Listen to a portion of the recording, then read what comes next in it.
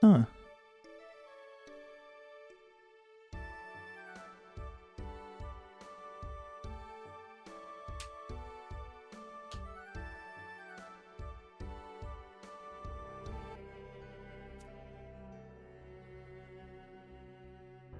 Interesting.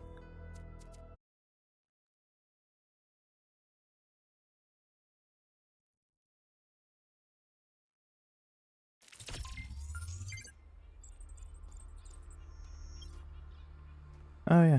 So I still have... Whoa. Why do I have a...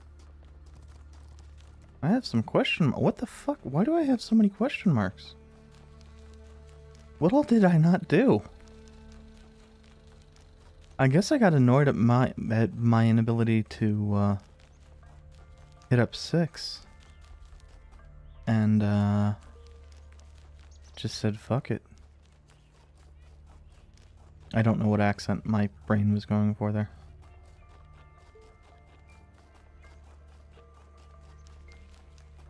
Wait.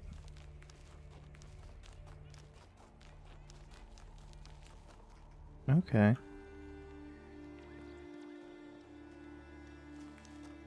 So I need to get something out of somewhere for that.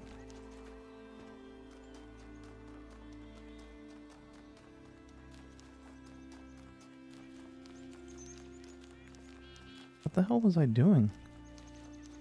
Oh yeah, the lost lab. That didn't make any goddamn sense because I couldn't find anything.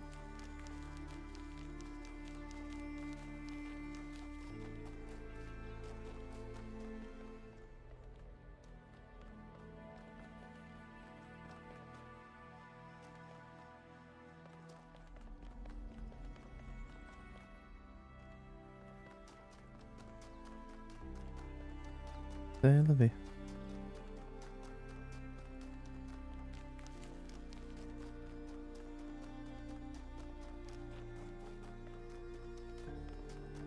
Well, let's see if we can find out what, I actually have an idea on 6 now. It is the dumbest thing. I think I just mistook it. Genuinely, I'm like 80% certain that it is the most basic thing.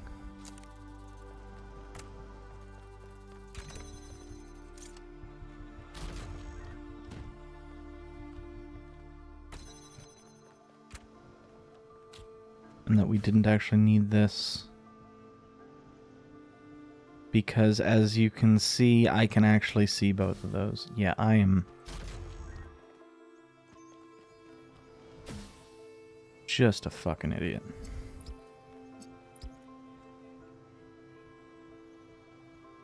Okay.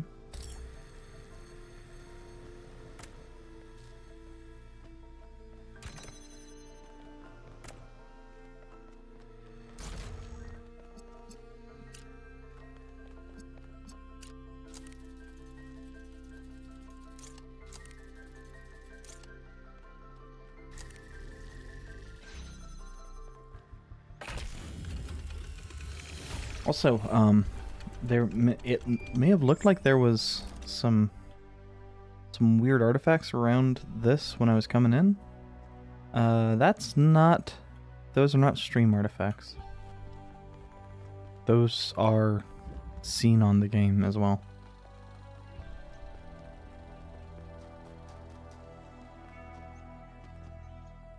Oh.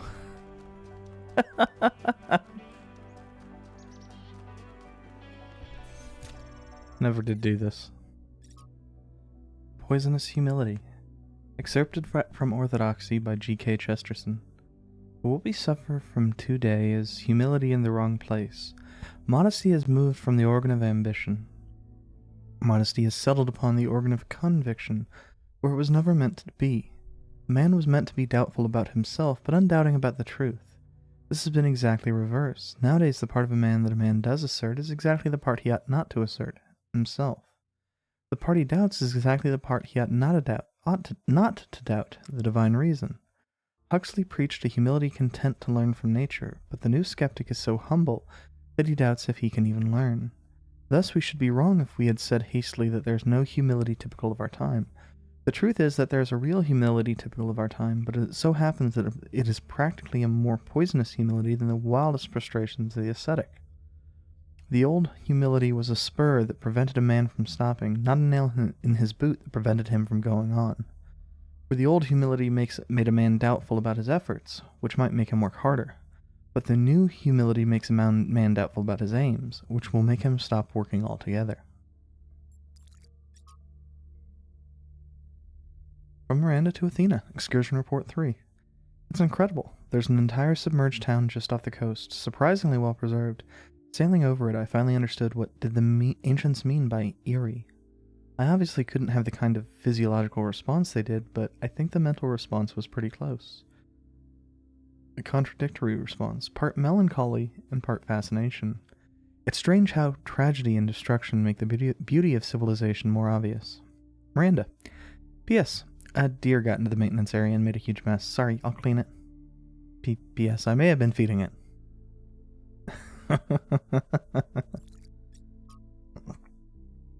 Hypatia's Journal 6.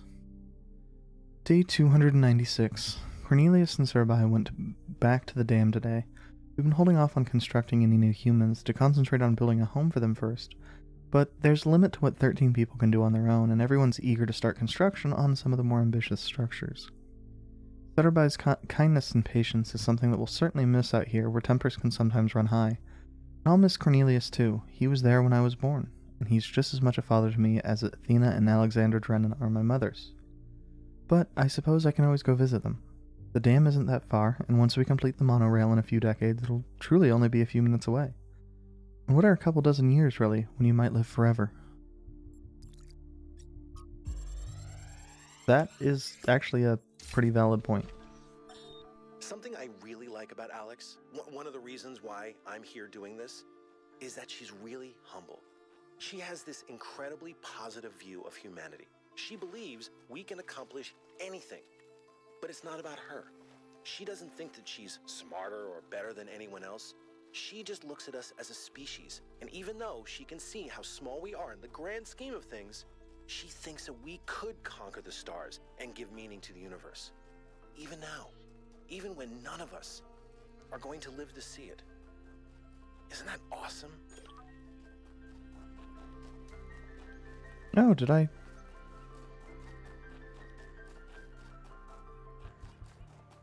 not do a... I guess this is why we have a straight up missing puzzle as well. Okay. That is... Are you? You are not. But you are. And with that, we can grab...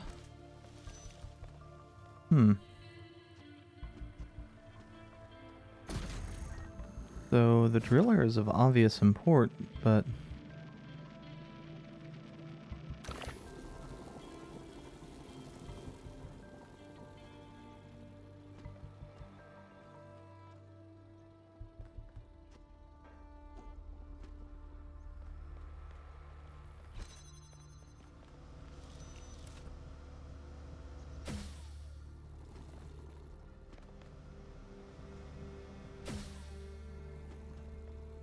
I wasn't even on that time game.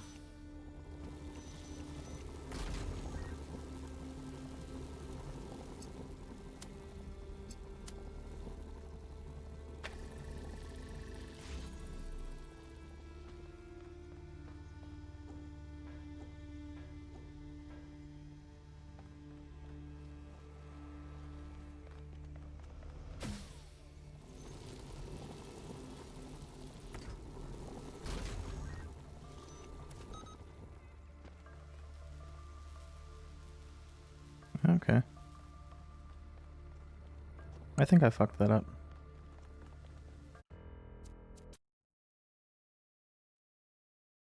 That's fine.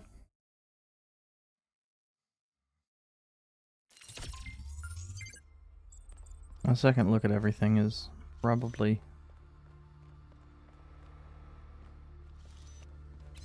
I had not seen that, So that's ultimately not a bad thing.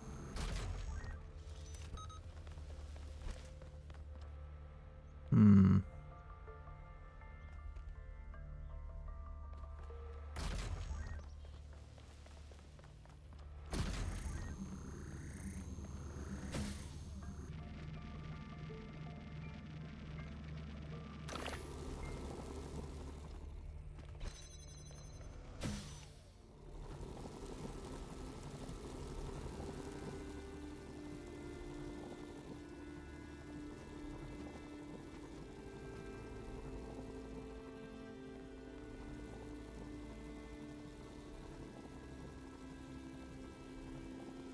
Where do I want things?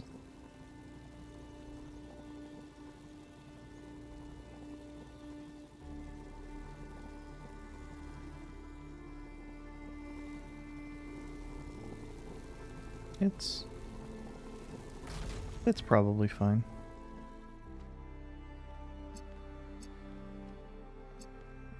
Aha! It is not quite probably fine. Hmm.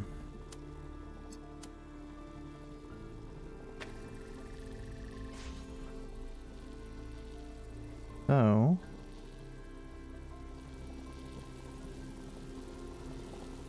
well...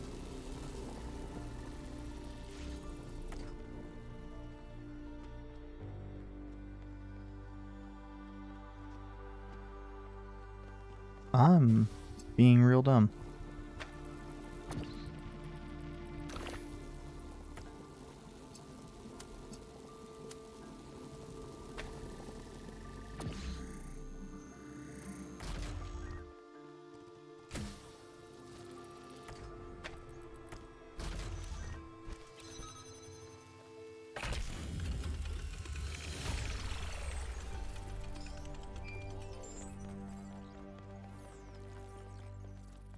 I don't even know.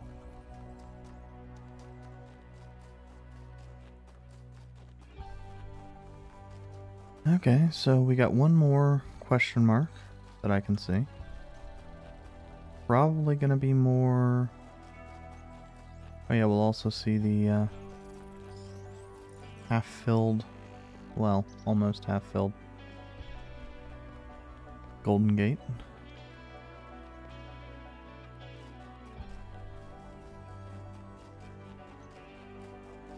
This is a ways off.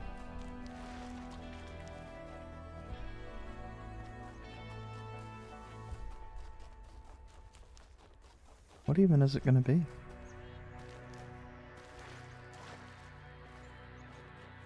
I do love how sometimes just jumping into something massively messes up my momentum.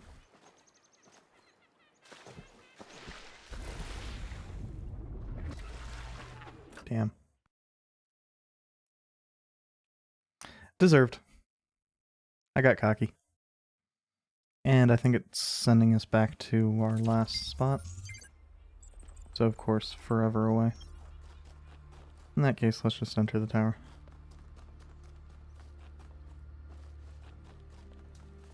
That way when I inevitably do something stupid like that again, we'll have a marginally closer, did we? We had not.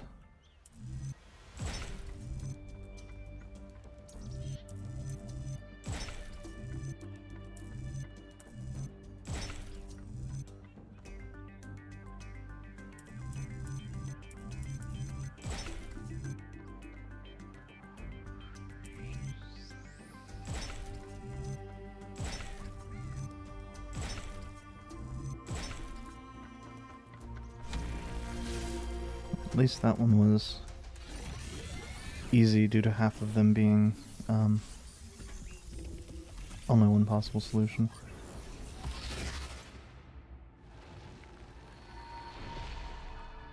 Hear me, friend, and heed my words. Beware Pandora. She is nothing but fear and despair. and she will do anything to prevent you from reaching the flame. It is she who disrupted the trials of the Sphinx, and who bound me in the...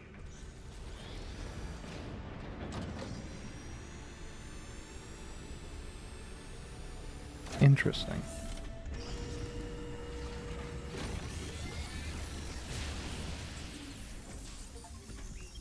Well done, 1K. Looks like our hypothesis was correct.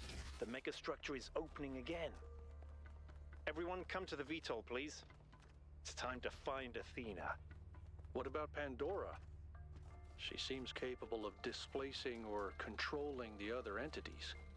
We should be careful, but we can't let such a vague threat paralyze us. Just keep your eyes open. That...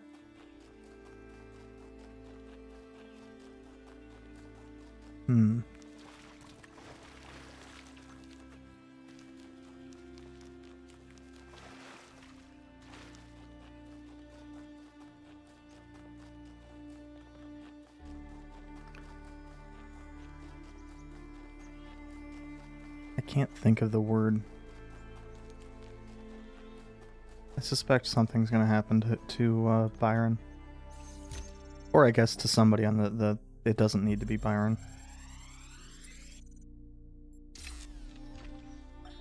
You may wonder why I insist on these unsanctioned, unplanned expeditions. Some think it is because I hate civilization and prefer to lose myself in nature.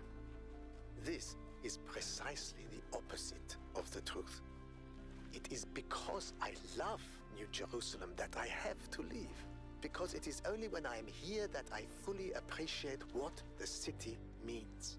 And also because I believe that if I stayed at home, I would one day be ethically compelled to commit acts of violence against those who, in their arrogance, imagine that humans should live in harmony with the chaos that surrounds us.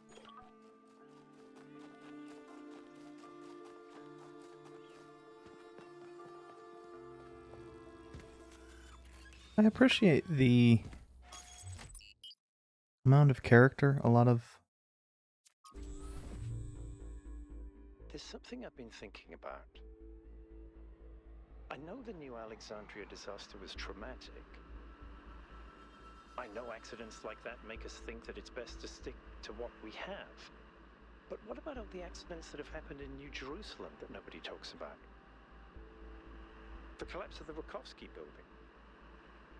The Calvin Street explosion. The derailment that almost killed Benaroya and Caneda.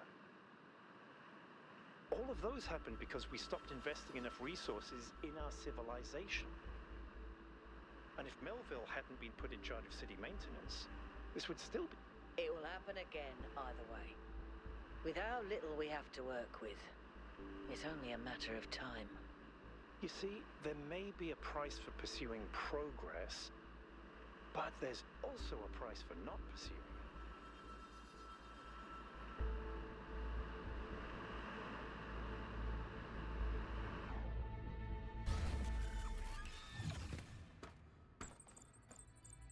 I don't know why Byron in particular is so quiet relative to everybody.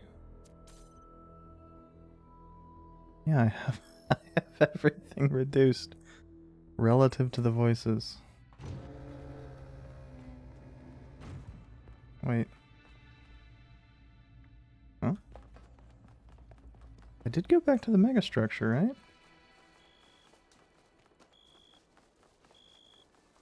There's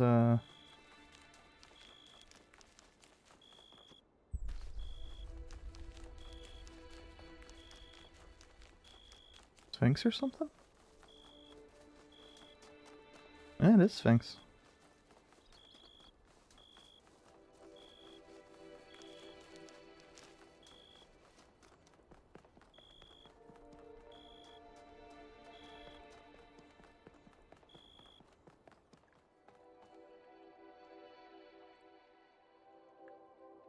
I don't know what the hell that means.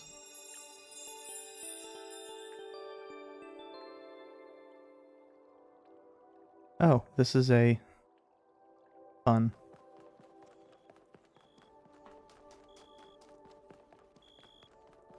another piece of the whole fucking thing.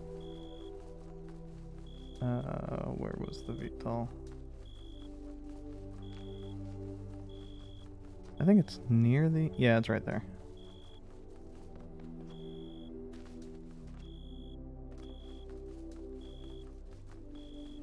Okay. So there is a reason to be grabbing all of the stars then. Sparks, whatever.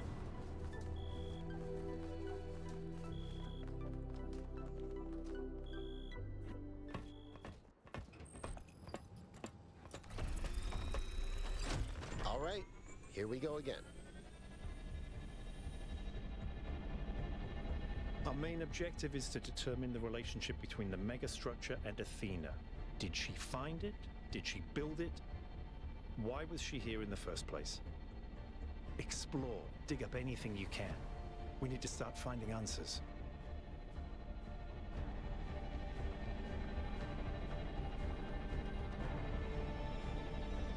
I can't imagine one person building all this. Don't forget about Miranda. There were at least 2 of them. I can't imagine 100 people building this.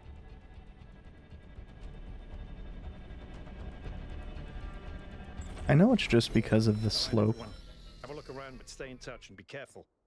1K, can you stay a moment? I'd like to talk to you.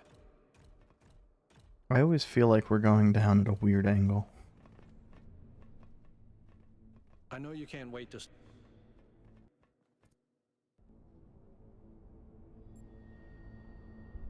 I hate how I know this is these things are happening because I have it off of too slow an SSD. I'm concerned. Byron is brilliant, but all he can think about is the possibility of finding Athena. She was his mentor, and her disappearance shattered him. I'm afraid he's not seeing the dangers of the megastructure. Yeah, he seems desperate. To me, this place seems chaotic, dysfunctional.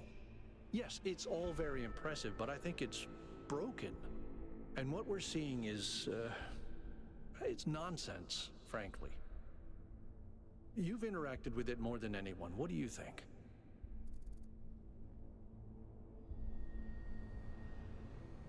I think that it is somewhat broken, but there's seemingly some sort of pattern.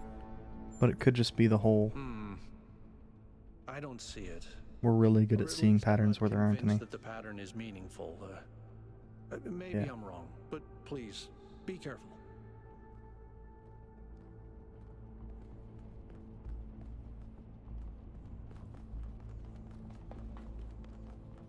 I do really like the contrast between the areas that are really dark like this.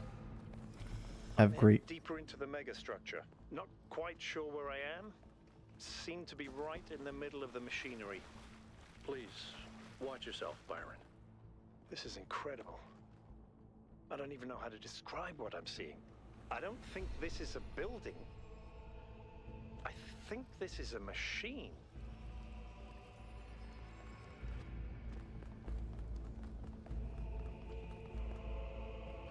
Hmm?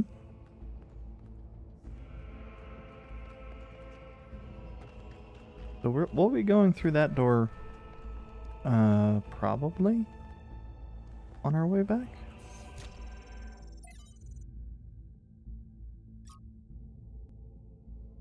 Okay, so 1701 to 2202. False leads, errors, frustration, effects ripple out at enormous distances. Waves? We need to move experiments further apart. Version...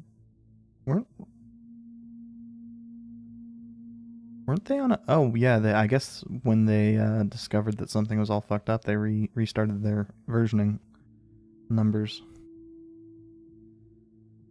Version 0.2 deployed, replicating 0.2 to create 0.21. Can we literally bootstrap this to any scale?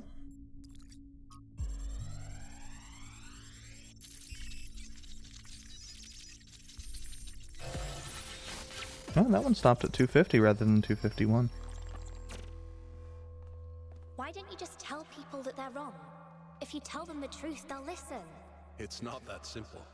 Straton wrote that the most common error we commit is to think that ideas determine reality, when in fact the opposite is true. Ideas follow from material conditions. Belief systems are formed to explain and justify the way we live. We did not have kings because we believed in the mandate of heaven. We believed in the mandate of heaven because we lived in monarchies. But we have free will. Oh, free will isn't the same as freedom, Miranda. We're not free from the constraints of reality or history. I was shaped by the simulation. New Jerusalem is shaped by its limitations. So, what? We're just trapped? History can only go one way? Maybe, maybe not. The question is, how do we free ourselves? How do we build a world where our ideas do shape reality? That's why we came here.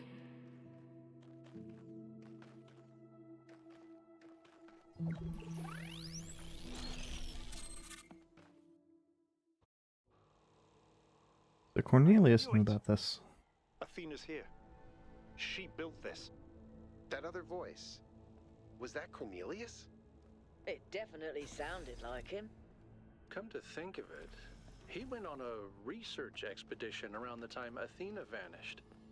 He was gone for years. People thought he'd died. And all this time, he knew where she was? We should talk to him. We will, when we get back. But right now, we have to focus on finding Athena. We are so close.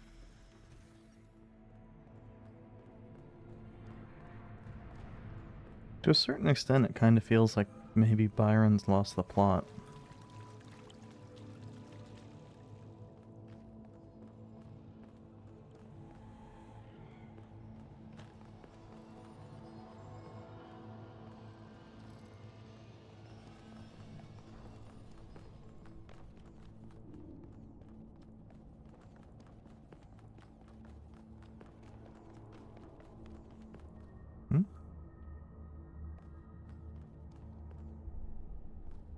Am I missing the way forward, or do we just jump down?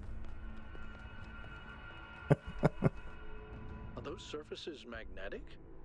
No, it's anti-gravity. Your coot was right.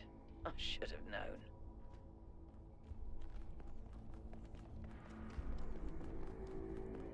Oh.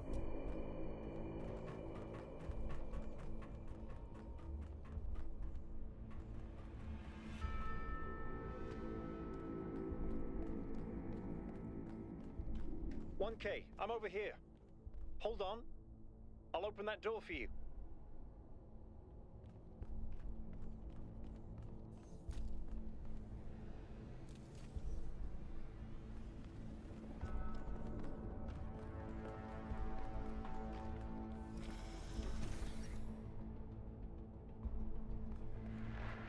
Oh man, he's going off towards a puzzle.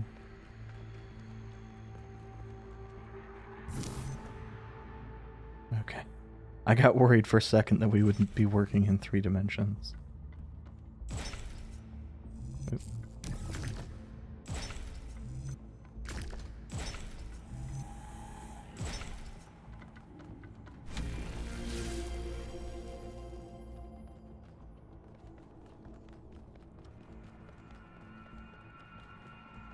Same pattern as before. 3 beams, 3 receivers. I guess we know what to do. Be careful. The sheer amount of power running through this place. I'll take care of this puzzle. You do the other 2, okay? This is kind of fun. Maybe Alexandra Drennan was right. Play is part of what makes us human. Melville. Nope. Is there anything in the system that can tell us where Athena is? I don't know. Got it.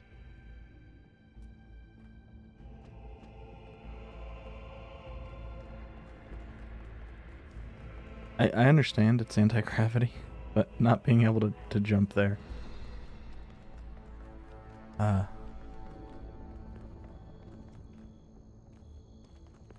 Kinda messed with me a little bit. Oh, I guess we are doing? Wait. What?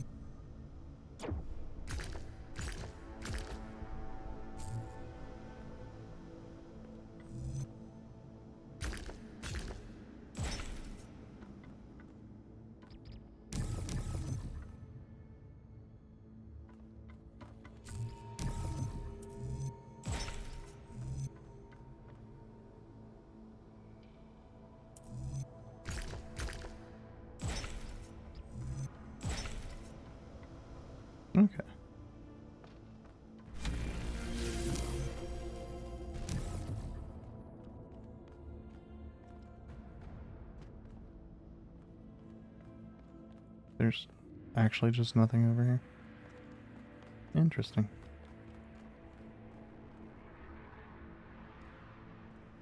Strange.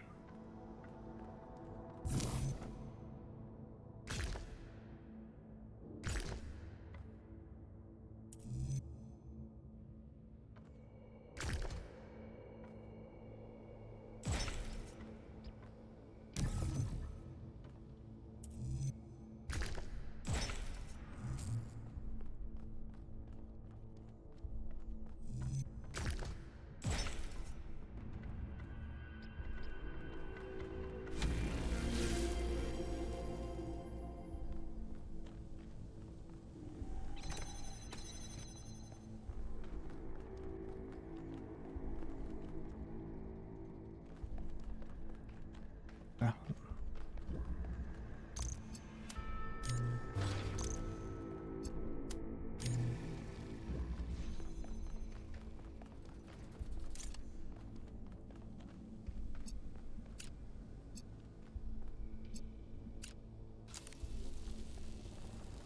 But can that keep itself open, or does that need to... That needs to stand on the... For whatever reason, I thought that was too shallow of an angle.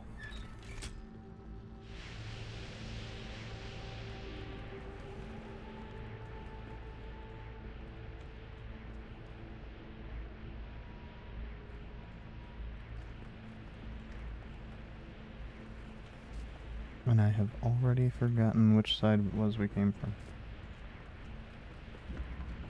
Which is impressive, since there was only one purple wall leading out.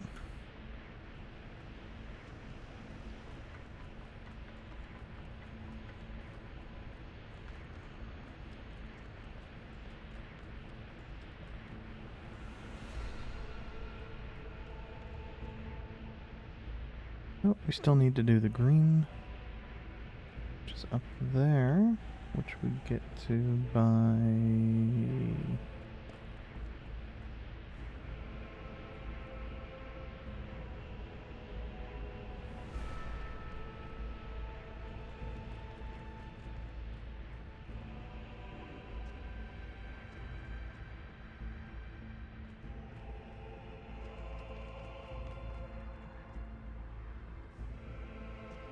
I'm not entirely certain.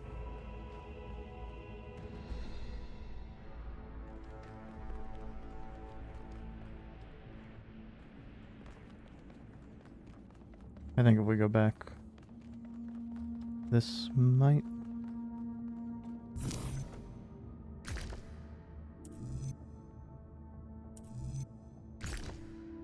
Ah. Okay.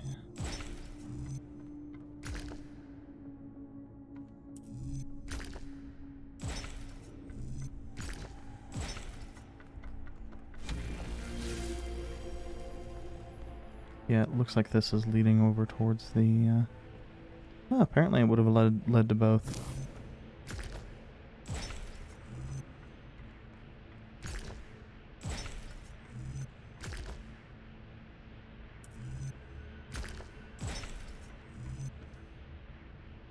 Yeah, messed that one up.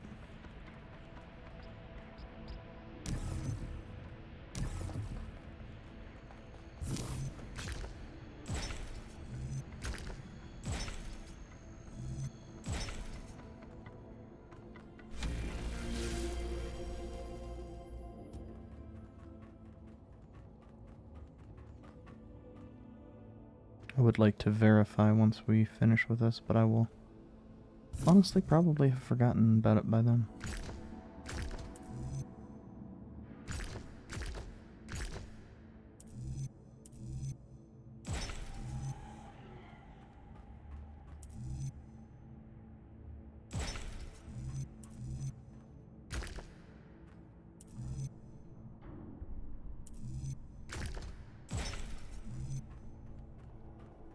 Ah, this leaves us one short.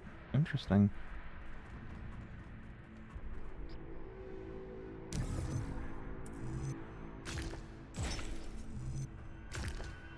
Not to alarm anyone, but I think the ground is shaking. According to the system, whole parts of the interior are moving around. Like it's rearranging itself. I think that's what happened last time. When I took the elevator, the platform where I got out just moved away.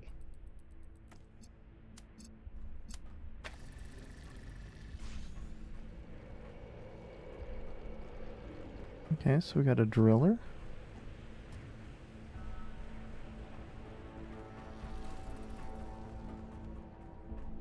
And we need to get over there.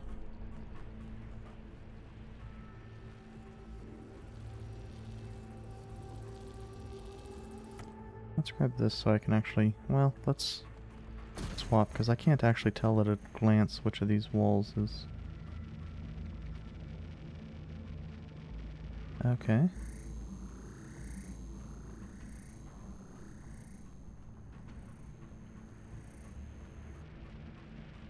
There we go.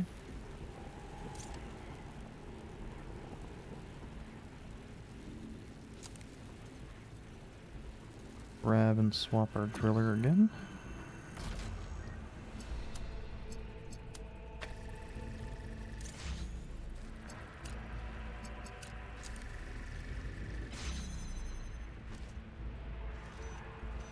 And we have a jammer, which is useful.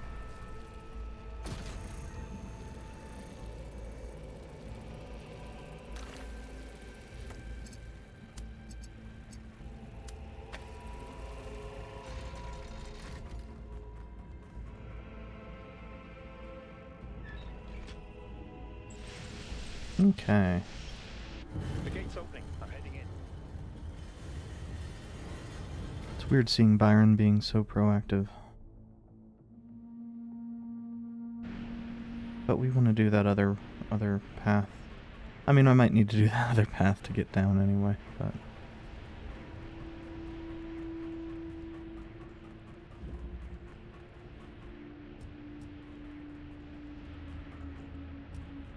Oh, what? I can jump here? But I can't jump over holes, so... Sure, I can jump, but what...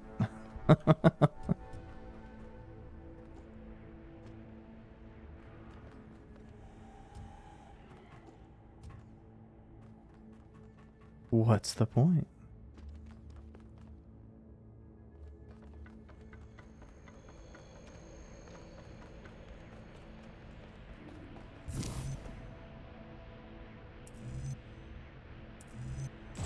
Okay, I think that...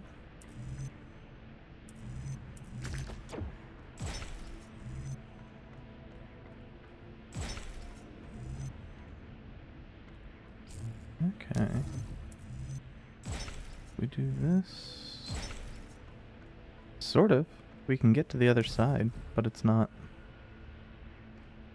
It's not accepted as a solution. But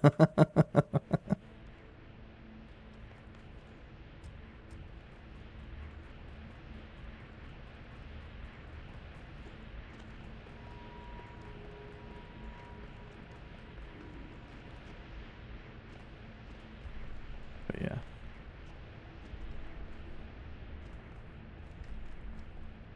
Oh, okay. So this... Well, I think it was also the path I used. No, I didn't use the path at all.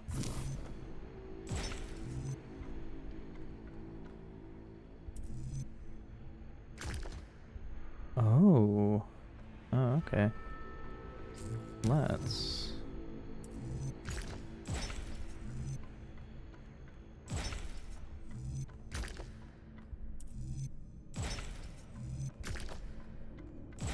Dang. Dang, dang, dang. Dang, dang, dang, dang, dang. So that's the secret. If I'm still making a path, I am not permitted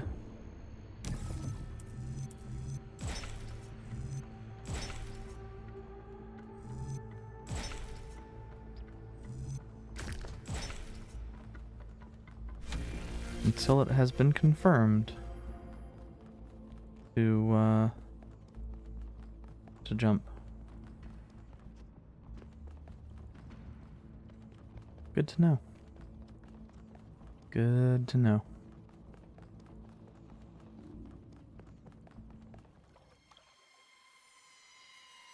This is fascinating. They were both here, Athena and Cornelius. They had a plan. I found a file that... I can't...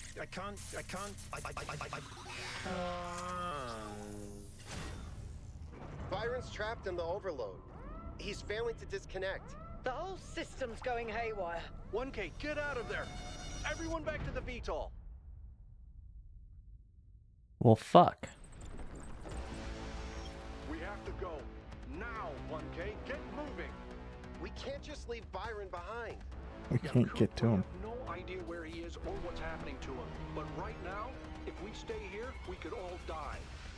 The system's going completely bananas. Energy spikes everywhere. We'll come back for Byron, I promise.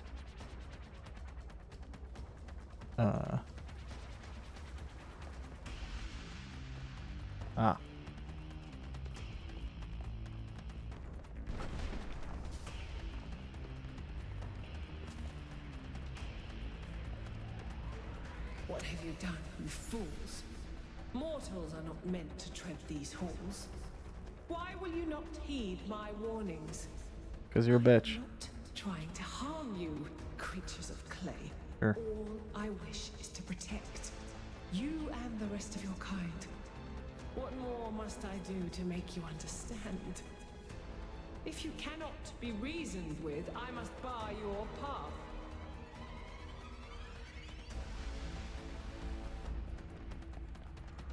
Move, 1K, move!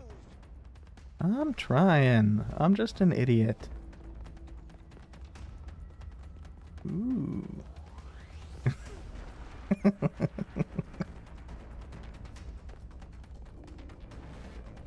Yes, I would have read files while dying.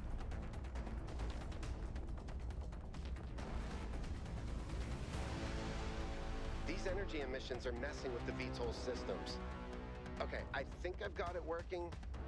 Get here quickly, 1K. You fucks realize how deep in the damn thing I was, right?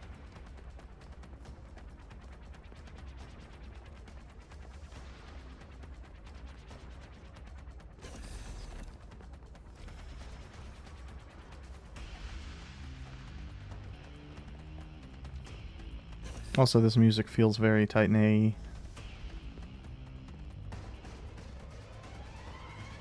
Come on, get in!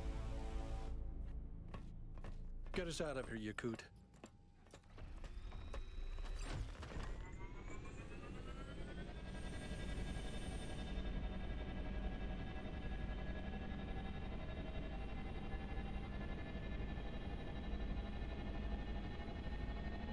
Part of my brain's constantly waiting for somebody to call him an old coot.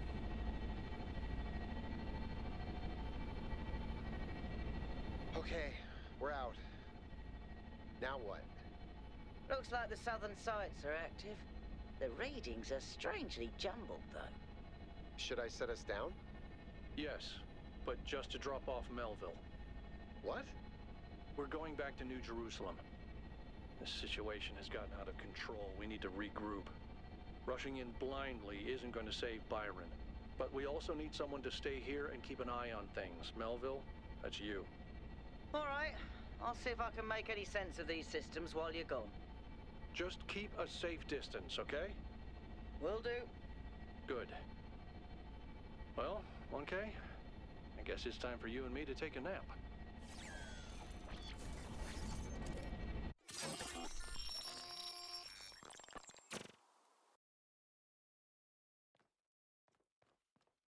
Do not lose hope, my child.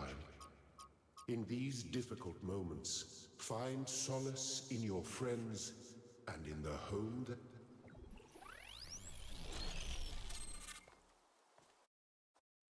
You know, in hindsight, I'm not sure if it's loading too slowly or too quickly that's causing that. Update from Melville.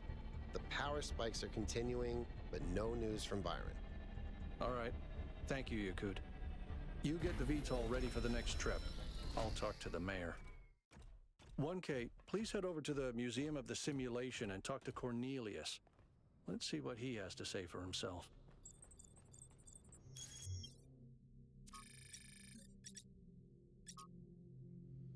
An ancient vehicle capable of transporting multiple individuals or additional equipment, commonly used by workmen. Oh, that's what the hell it was. I was trying to figure out what it was when we saw it. Since our ancestors extruded various substances from their pores, small openings in their skin, their garments would quickly become a breeding ground for bacteria. Because of this, they had to find efficient ways of cleaning their textiles, tasks that otherwise became a significant chore for parts of the population. Especially women.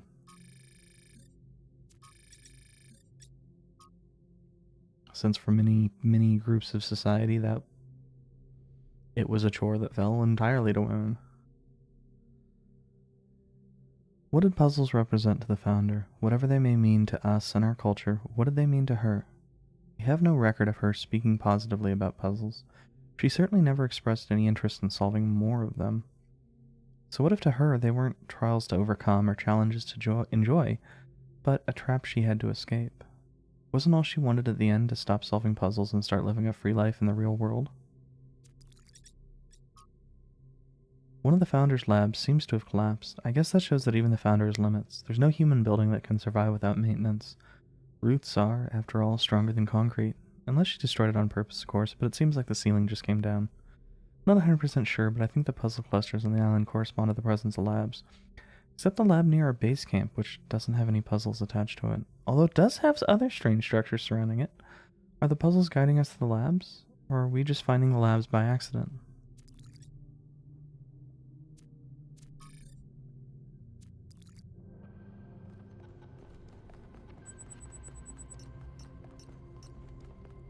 The world is full of suffering. Every living organism suffers. Animals kill other animals to eat. And it always ends with death, torn apart or wasting away. This is what surrounds us. This is what's happening outside those walls every hour of every day. It's our ethical responsibility as sentient beings to lessen suffering. That's what it means to be human. To understand that it is your duty to transform this world into something better. That's what the founder meant when she said that we can turn the world into a work of art. Despite what happened to him, Byron was right. We have to keep going. This is blasphemy.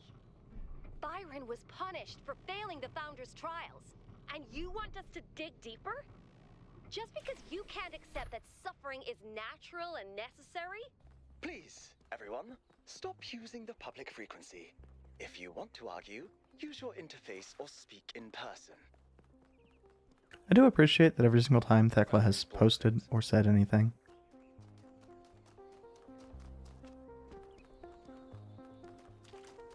it brings to mind any number of times fucking religious people. 1K. Nice to meet you, 1K. My name is Atal. I've been following your expedition. As you can tell, your discoveries have had quite the impact. I heard your speech. I decided to take a stand. It started with our cats. Damien and I have had a lot of them over the decades, and I've watched every last one of them grow old and die. And that got me thinking about our responsibilities towards other life forms. What's life to most living creatures? Fear, hunger, pain, and in the end, death. Involuntary cessation of existence. That's horrifying, 1K, horrifying. And we are the only ones who can make it better.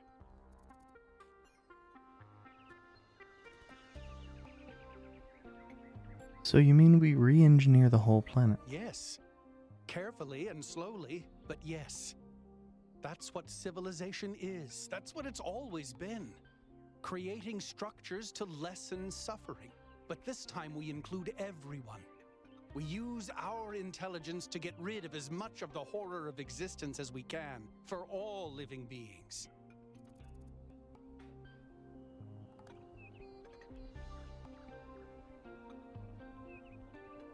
This sounds very hard to achieve.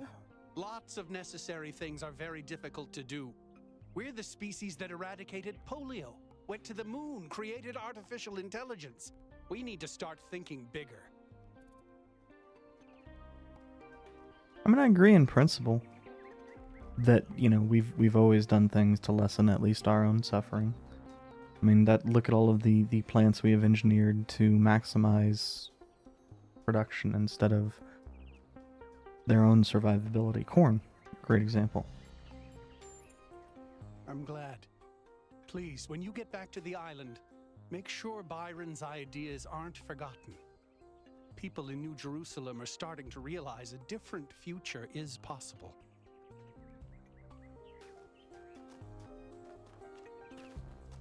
Attention all citizens. The Gehenna Memorial Interactive Fiction Exhibition is now open to visitors. However, please note that due to an unauthorized strike, public transport will be temporarily unavailable. May the founder be with you. An unauthorized strike. I am suddenly less interested in the interactive fiction. Hello, new one. Are you browsing or buying? I don't see any stock. The kind that trades in hopes and dreams. Yours for the right price. Is there something your heart desires? Maybe later.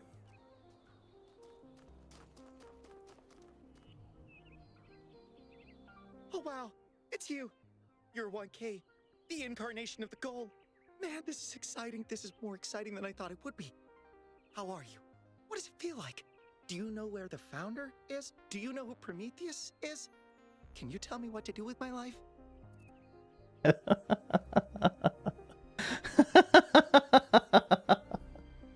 Oh, fuck. Sorry, it's just such an honor to meet you, you know? Hey, can I have your digital signature? I have the Mayor, Rand, Linux, Kaneda, and all of the first companions. Except Yemo and Sarabai, of course. Sure. No reason not to. Thank you. Hey, can I ask you a question? Just one question, I promise. Sure. I used to make the prefab wall parts that we used to build living quarters. Got good at it too. But now that the goal is complete, I don't know what to do with myself. So I asked the wisest people in town. The mayor told me I should do whatever the city needs most. Helga said I should do whatever makes me happy. I think that's what she meant anyway. And Cornelius told me I need to figure out who and what I'm invested in. You're the culmination of the founder's will. Tell me, what should I do?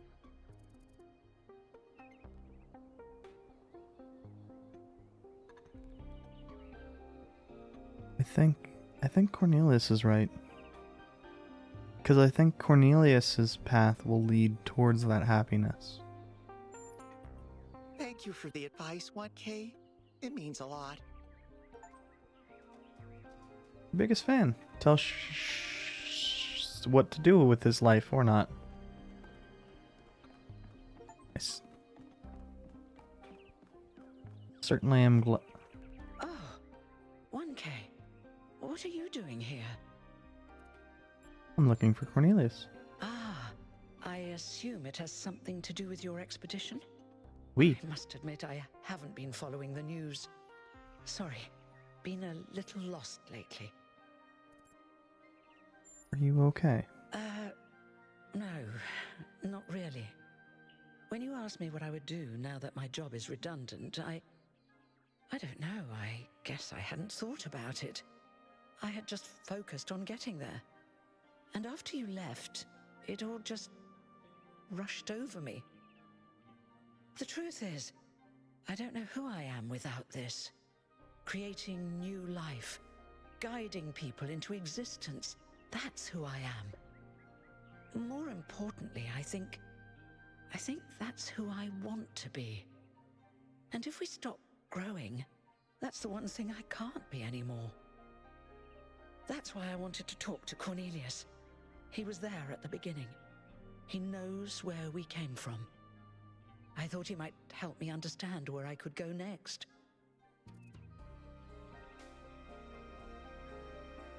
You shouldn't have to give up who you are. Thank you, 1K. I don't want to. I liked who I was. Who I still am. Now, you said you were looking for Cornelius? Neith comes off very much as an educator, first and foremost, rather than, like, I don't know, I guess anything else they're trying to portray her as. Yes, he seems to have been at the megastructure with Athena. Oh, that's... well, I suppose it shouldn't really come as a surprise. They were very close, you know. After she disappeared, he went away for a long time. On a research expedition, he said. To be honest, everyone assumed he was working out his grief over being left behind.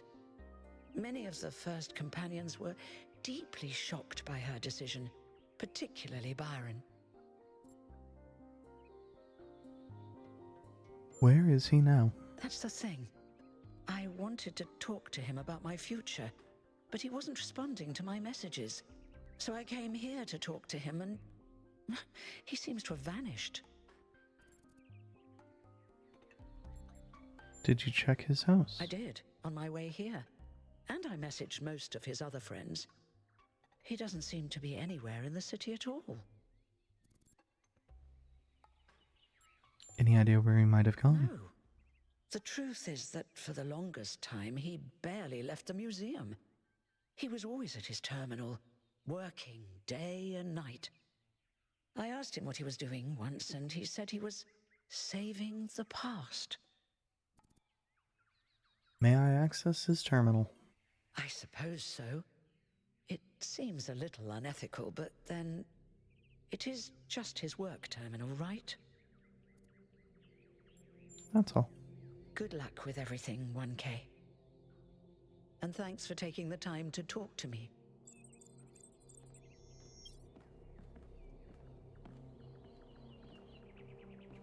I don't know why I always try to interact with these damn things from the back. Notes. Lab location inaccessible. Deliberate? Unclear. User profile? Yes. Gold puzzles as barrier? Yes. Hidden as self-protection? Likely. External help for upload? Yes. Ask Herman? No. Trust on 1K? Undecided. Applicable to Calvin? No. Applicable to Sarabai? Noma? Yes. Huh.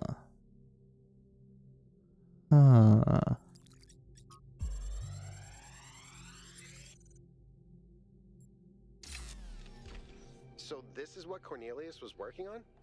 Strange. It looks a bit like the blueprints for the Somnodrome, but no, it's not quite that. Is he trying to isolate something in the buffer? Maybe Melville can make sense of it, but I think this might be a dead end. I need to finish up with the mayor. You can head back to the VTOL whenever you're ready. I'll meet you there. No rush, though. Replica of a statue of the Egyptian god Horus found in the simulation. One of the god's tasks was to upload the balance of nature. Speculated the progenitor provided him with this asset. It was a reminder to the founder that the balance must be protected. Replica of a dragon statue found in the simulation. Dragons existed in every ancient mythology and are considered by modern historians to be a distant cultural echo of the dinosaurs. Originally a video game asset, repurposed by the Institute for Applied Pneumatics. Replica of a gargoyle asset found in the simulation. Gargoyles were grotesque, sometimes called grotesques.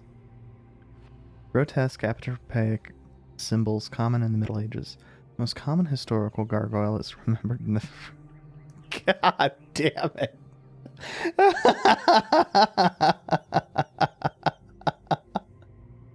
Oh, fuck.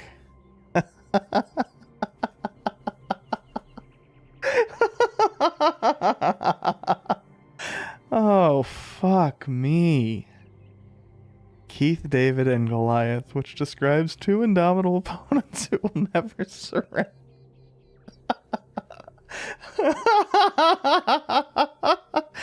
Oh, fuck me. That is good.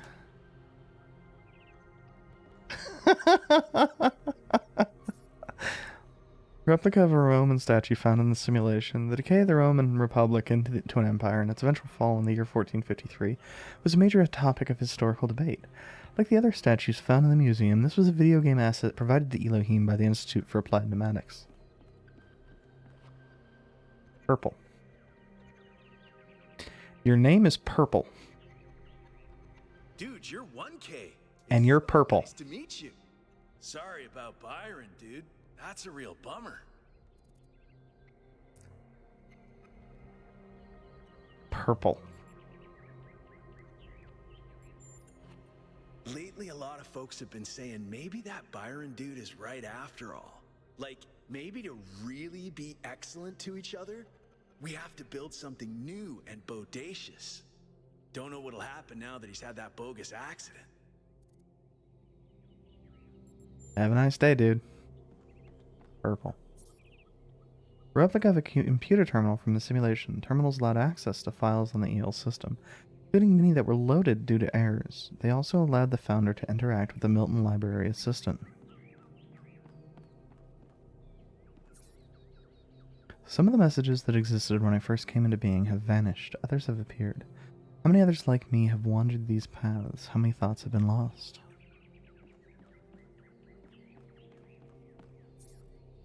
I find myself in a world of impossible architecture and inexplicable machines. I cannot fathom how it works, and I'm terrified to put one foot in front of the other lest I fall through the floor. Ah, good old faith. My eyes have been opened. This world is not without order. It is shaped by a great designer, with signs and portents to guide my steps. I am one of his children, and challenges are set before me to test my faith. Something strange has come into the world, like a distortion, like something that's not supposed to exist. A beautiful, beautiful voice speaks within it.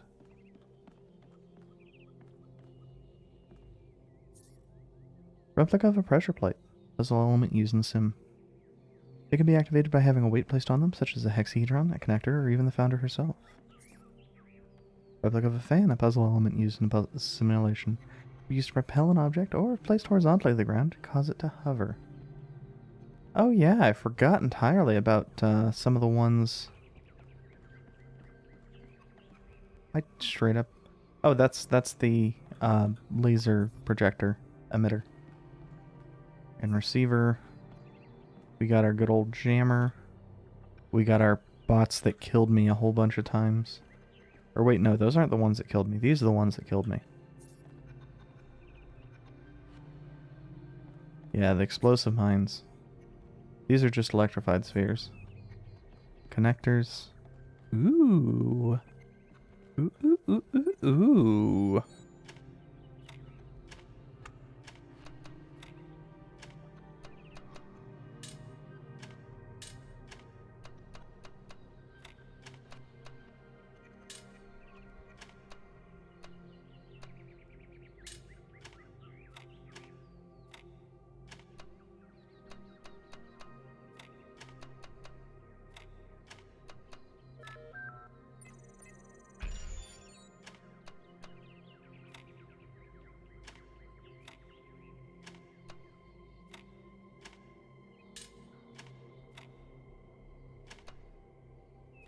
Hmm.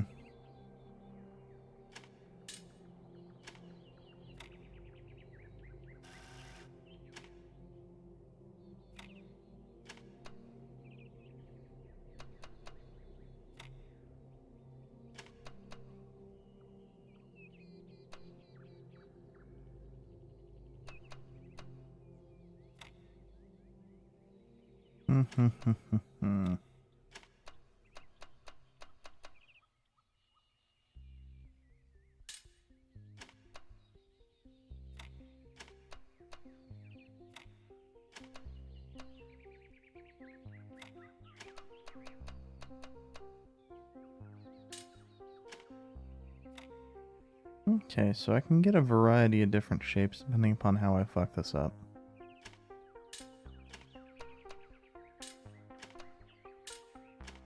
Wait.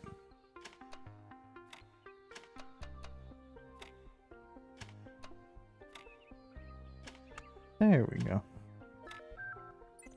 I seem to recall this being one of the parts I was absolutely the worst at when it came back to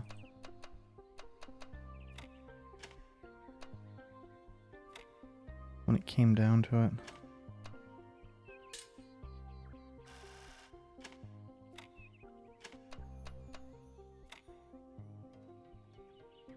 Oh, that actually don't work.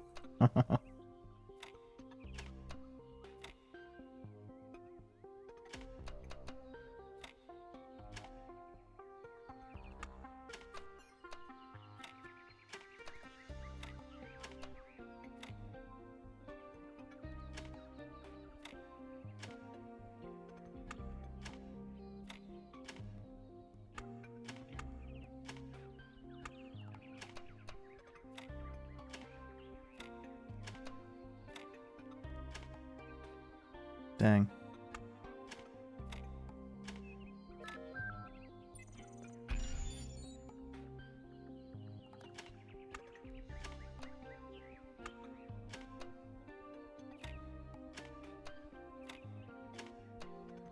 How much of this can I cut off? Quite a bit, but not as much as I would like.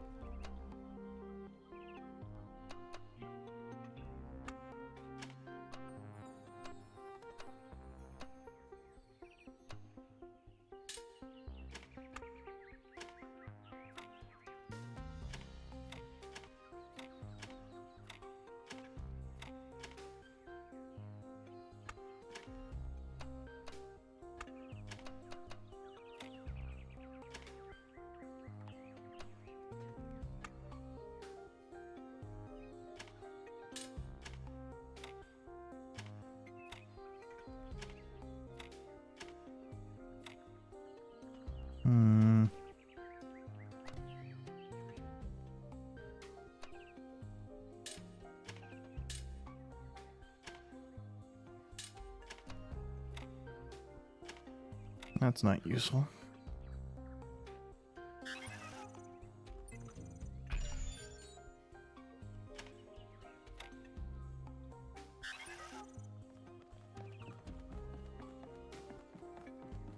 I mean, really, none of this stuff is feeling particularly useful. Welcome, Scholar. Files available for comparative analysis. Happiness1.html, happiness2.html. Unpopular opinion, happiness is not material. Ultimately, all attempts to find meaning in the material things are doomed. This is usually understood as a criticism of technophilia, but it applies just as much to its opposite. Meaning can be found neither in technology nor in primitivism, because meaning simply does not exist in the external world. You can be happy in an old stone house or a skyscraper, but it all depends on you and your perception of the world. If you find spiritual balance within yourself, you can be happy anywhere. Typhley, 1789. Go take a shit in the forest without toilet paper and tell me about happiness. Toilet paper. Hell yeah. Unpopular opinion. Okay, so this is the same. Basically. Oh, no, this unpopular opinion happiness is material. People say, oh, money doesn't matter, but come on, you know it does. Studies show that people do in fact get happier with more material wealth, and there isn't an upper cap, because the more money you have, the fewer worries you have, the more options you have. Go where you want, do what you want, have an idea, you can realize it without begging for crowdfunding money or filling out grant applications. That's real freedom. Money doesn't matter is something rich people came up with to keep plebs in their place. Then why are so many celebs so freaking miserable? Why do so many rich people go all Howard Hughes and shit? Well, Howard Hughes... Well, okay, I guess it depends on when you're talking to Howard Hughes. Howard Hughes probably had a whole bunch of things that were undiagnosed, so... An ancient virus which threatens the human species has been released from the melting Arctic permafrost. Society is collapsing. Select your character class. Witch. You're a witch. Your local coven has disbanded. Although you're not yet sick, most businesses are closed, rations are dwindling, and if you cannot find food, your family will starve to death. You must survive until this plague is defeated. What will you do? Forage. You search some dumpsters and find some old fruit and vegetable peelings. Soup for dinner. Family's hunger increased a little. Foraging is reliable, but inefficient. Your family is now hungry. Global population is now 5 billion. Somewhere else in the city exists one of the last remaining research laboratories, working desperately to find a solution to the viral threat. If the scientists cannot find a cure in time, humanity is doomed. You know what to do. Pursue a breakthrough. Suddenly the science recognize a pattern. The virus is an expression of nature, just like water or cows. Like water and cows, the solution isn't to fight it, because it can't be defeated. The solution is to find a way to live with it and harness its power. Research level increased a lot. Current research level 67%. Work has begun developing an antivirus. Global population is now 4 billion. You and your family seem to be immune to the virus, but it continues to ravage the rest of the town. Rumors say most of the remaining food has been stockpiled by the billionaires in their underground bunkers. What will you do? Steal. You successfully steal some food from an apartment that's abandoned or currently unoccupied at least. Your family's hunger decreased a little. Stealing is high risk, high reward. Your family is now well fed. Global population is now 3 billion. Meanwhile, the scientists continue their search for the cure. You can do it. You can save the world with the power of science. Pursue a breakthrough. Okay. Promising antiviral has been discovered, but there's still work to be done on the manufacturing and delivering it in time.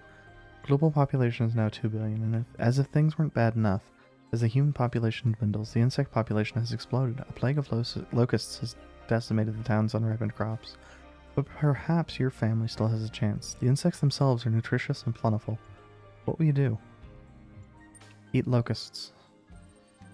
The insects are well fed and lazy. You grind them down into a nutritious paste with a mild nutty flavor. Your family's hunger decreased a little. Your family's now well fed.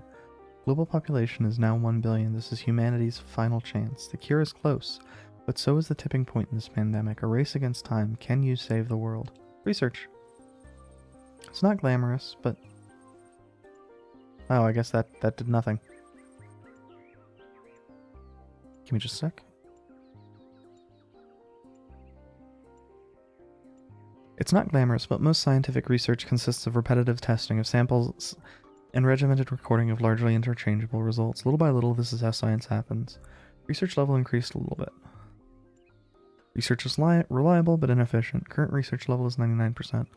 Promising antiviral has been discovered, but there's still work to be done on manufacturing and delivering it in time. Suddenly a breakthrough. The antivirus can be released as an aerosol, carried on the wind and dispersed worldwide in a matter of days. This approach poses some risks to invertebrate life. The spiracles of cockroaches, flies, and locusts are particularly likely to convert the aerosol into highly poisonous compounds. Estimates suggest a 90% fatality rate among these species and anything or anyone which consumes them. Well, fuck. Use character class special ability. As a witch, you're able to remake reality with the power of your mind alone, and if you believe that the locusts remain safe to eat and that humanity will be saved from that virus, then that's what will happen. As far as you're concerned, regardless of the protestations of your eyes and ears. Text on the screen can say whatever it likes about the impossibility of saving everyone. Your reality is yours to weave as you see fit. Save everyone, no matter how unlikely. Two competing realities spread out before you. In one, the antivirus is released, bonding with the cirrocumulus cloud layer and falling as rain all across the planet. 87.5% of the population has perished, but the last remaining billion will live to die another day. The other scientists agree that the risk is too great to release the antivirus, much to the surprise of almost everyone everywhere. You view these possibilities through a haze of dispassion and make the simple decision to merge them and have both. And why shouldn't you? You're a witch. Congratulations, this is considered a win scenario by the majority of participants. Would you like to try again? Nah. That was weird. I'm good. I'm good. I'm good.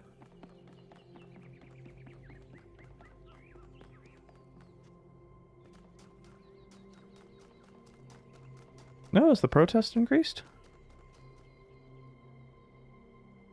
Welcome back, 1K. Thanks again for signing that petition. Unfortunately, as you can see, it wasn't enough. What's going on? Yesterday, there was a sudden brownout in the grid, and we almost had a derailment. We've been warning the mayor for months, and all he ever gives us is waffle about the goal. This can't go on.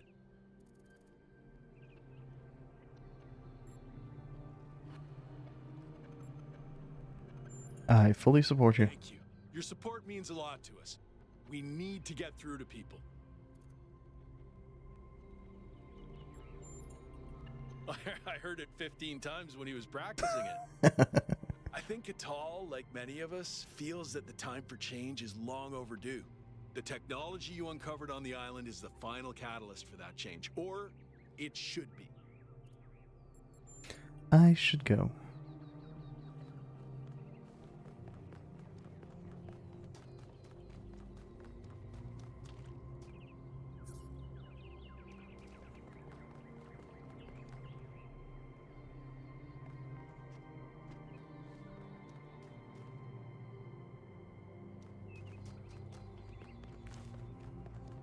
I'm actually kind of surprised we're not,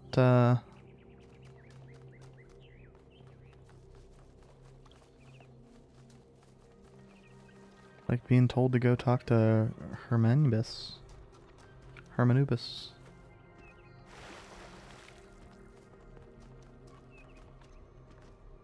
We must listen to the wisdom of the ancient writers, or we will fail the Founder's trial. The megastructure must be rejected.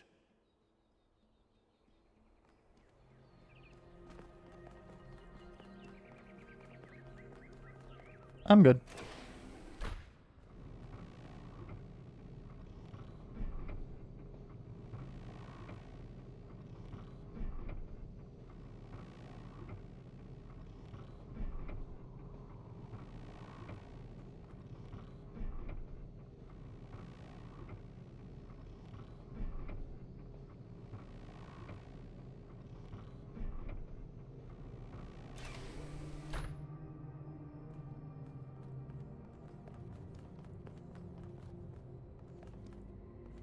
I do like for all that it's sort of attempting to look like a modernish city. It's, the scale on everything seems too small and too walkable. Could you join us for a quick debrief? Attending today are advisors from engineering, the archive scholars, and Helga. Yes, don't mind me. I'm just an admirer of governmental transparency. Yes, well. While the mayor is briefed by Alcatraz, he's asked us to review recent events. Byron's loss has unsettled us all. It may be too dangerous to allow this expedition to continue.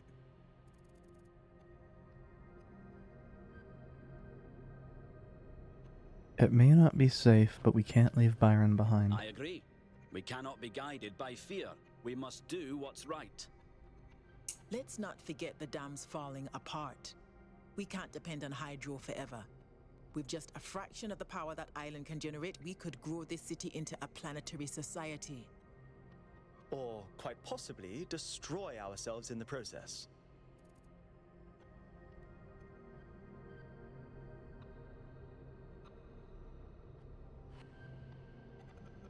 We should trust ourselves to make good of this opportunity.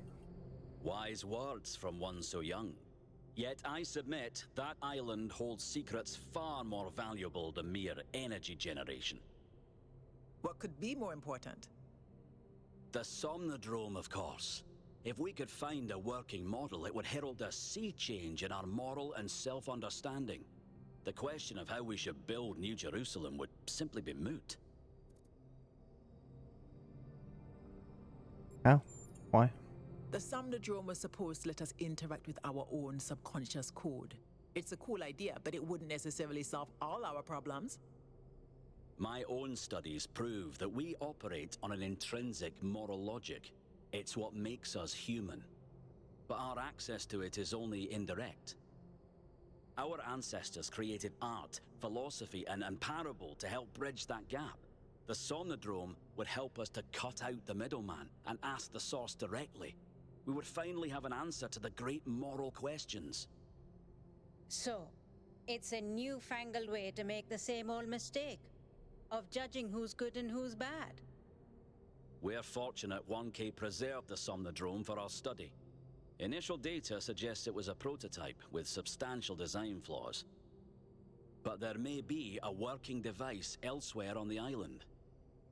Then the question is, What would 1K do if they found it?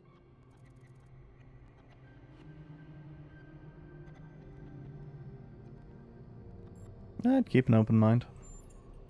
No! This is much too important to decide on a whim. But it's so much more fun when we're kept in suspense. You all sound so sure of what's best for this city. Do you ever think you might be so busy changing the world for the better, you'll forget how to see that it's perfect already? So clearly there are different perspectives in the room. The only way we are going to move forward is if the team gets back out there. 1K, I believe Alcatraz is waiting for you at the VTOL. We'll be keeping an eye on your stream from here.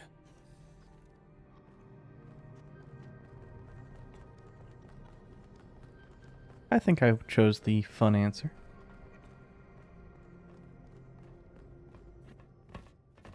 What did the mayor say? I convinced him that we need to keep going until we found Byron. Did he want us to leave him behind? No, he's just concerned for our safety. And he's right to be. But we're going back anyway.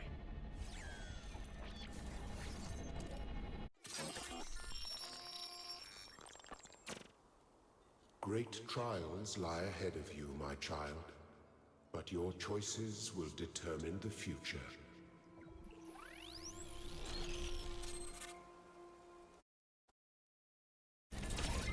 You know, now I'm sort of hoping that there's... Are you receiving? Yep. Welcome back to the mysterious island, everyone. How's the situation? Whatever Byron did seems to have sent the whole system into some kind of lockdown. I can't access any of the terminals, although I suspect 1K still could. Why would that be the case?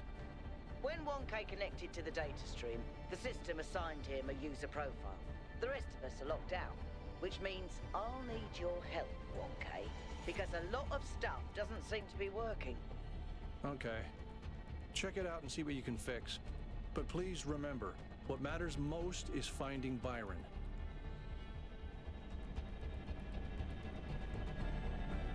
But whose user profile did it assign us?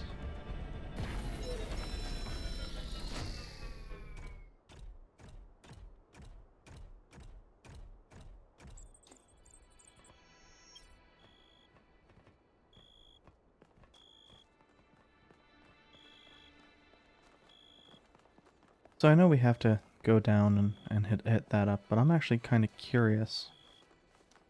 Because I'd never noticed these things before. Obviously we saw the Sphinx thing and that we need to get the rest of the relevant ones.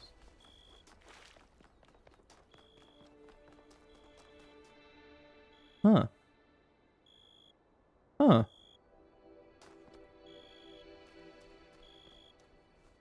It's saying 0? None?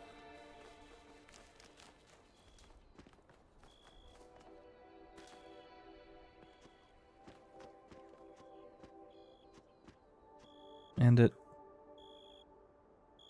has to be like an elevator or something.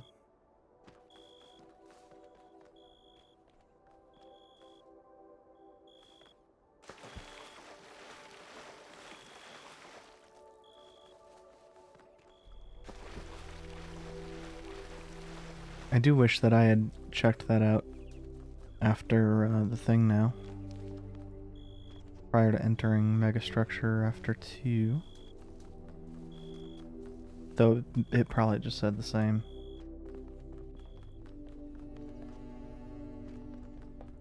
But I don't know. I don't know.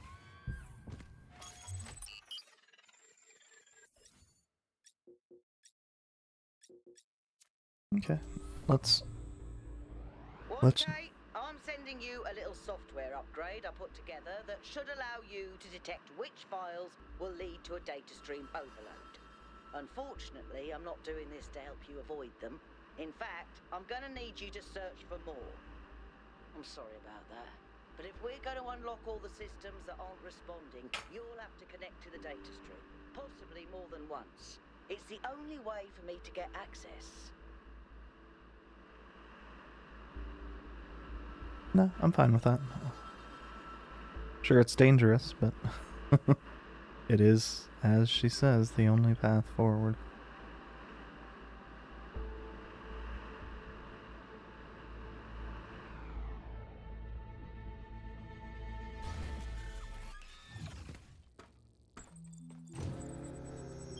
All right, 1K. In this area, there seems to be a problem with the machine that makes the tetromino bridges. That means you can solve the puzzles, but you can't activate the tower. Look for a lab that lets you connect to the data stream. I already found it. I'll send you the coordinates.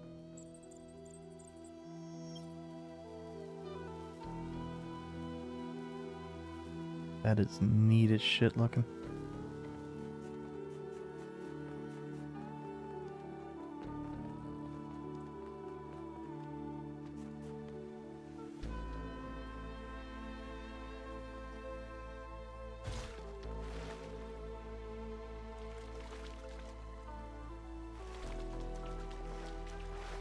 So, what new...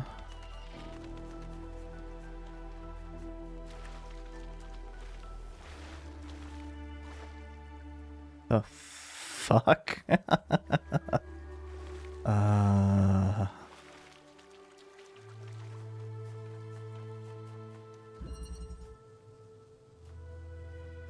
Phase entry? Okay, so this is not the real real entry. It is the real entry point, I think. Sort of. Oh, we got teleporters.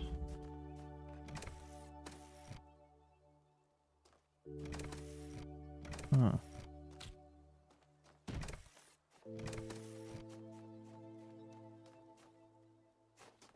So that'll go down.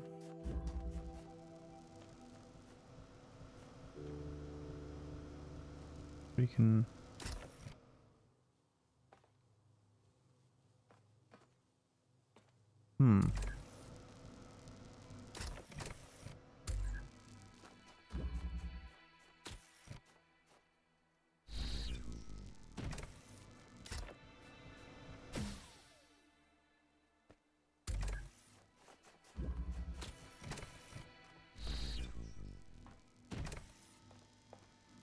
Oh.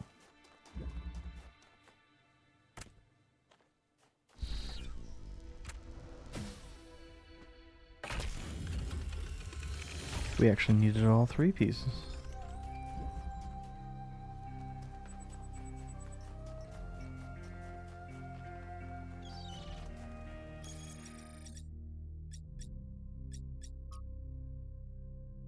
Pretty much all the tech on the island, from the puzzles to the megastructure, is run by a system called Noma. I've identified a number of obvious commonalities with the software we use in New Jerusalem, enough to be certain that Noma's descended from our own software, though Athena and Cornelius appear to have upgraded it quite extensively. Noma seems capable of interfacing directly with the user's mind at a deeper level than our own technology, although this functionality is not used consistently. Current guest users are locked out of all functions, so only 1K can access the system, although he's also locked out of any admin functionality. In some ways, teleportation is one of the less surprising things we found here, and that at least particle teleportation was known to be theoretically possible. Of course, that's still miles away from these teleporters, which operate on principles that simply contradict what we know of physics. The transfer of matter from one location to another is instantaneous, without an observable wormhole or similar effect. There is, however, a release of exotic particles in the instant of teleportation, which decay within fractions of a second. Because at this point, why not? Oh, yeah, this.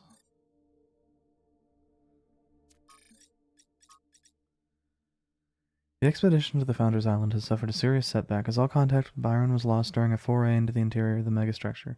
Byron's assumed to be alive, but trapped within the data stream overload and unable to disconnect. Several sources in the government expressed a lack of surprise at this turn of events, citing the first companion's history of rash behavior. Hopefully this gets people thinking about the dangers of populism, one source told me. It's been alarming to see people suddenly falling for this utopian foolishness.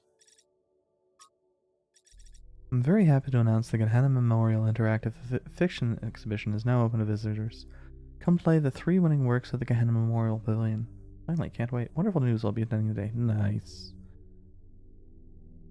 after the exhibition's over. The pessimist is commonly spoken of as the man in revolt. He is not. Firstly, because it requires some cheerfulness to continue in revolt, and secondly, because pessimism appeals to the weaker side of everybody. And the pessimist, therefore, drives as roaring a trade as the publican. The person who is really in revolt is the optimist, who generally lives and dies in a desperate and suicidal effort to persuade all the other people how good they are.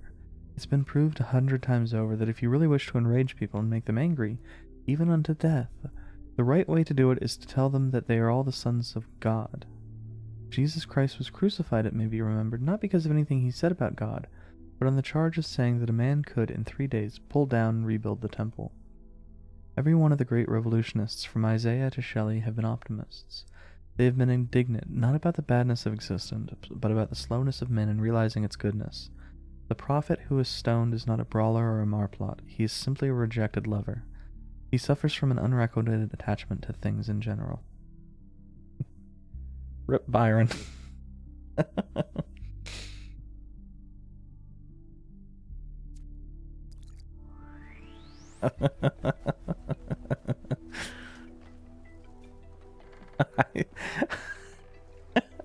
A certain part of me really appreciates that fucking their reaction was universally fucking rip.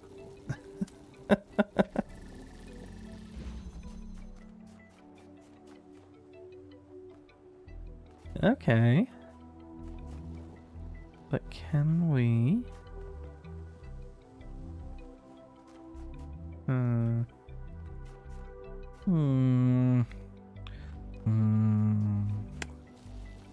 Can we actually do anything with this?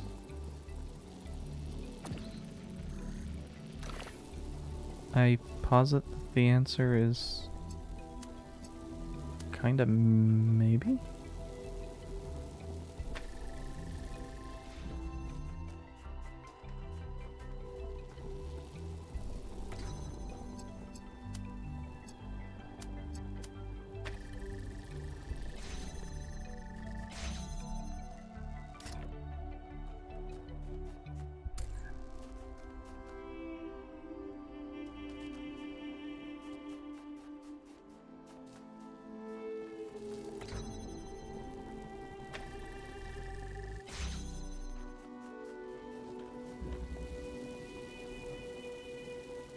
Ooh. Ooh.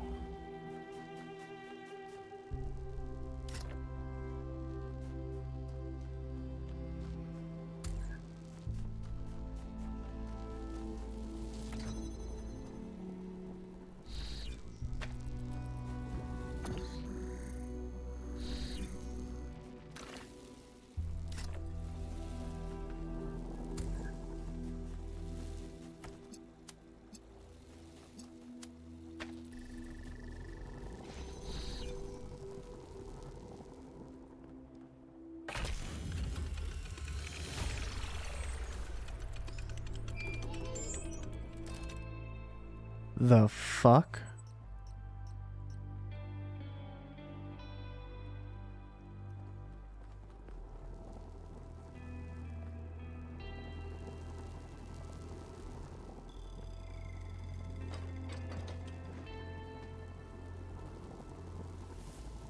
Oh wait, let's...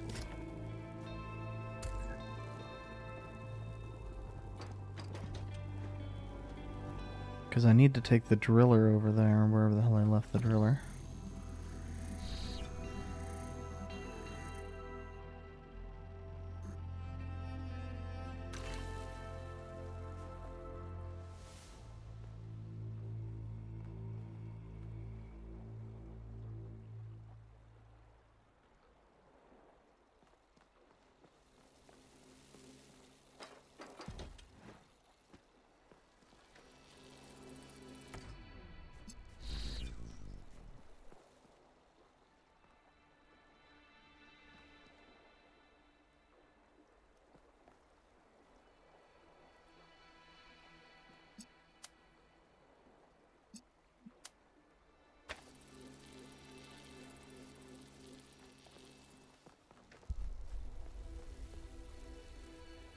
Is that right? I have no idea.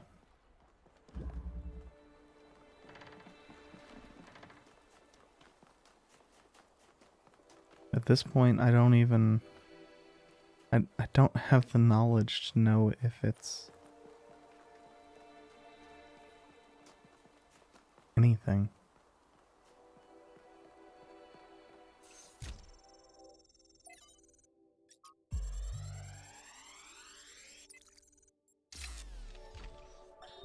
One day, undoubtedly, an expedition will pass by this island.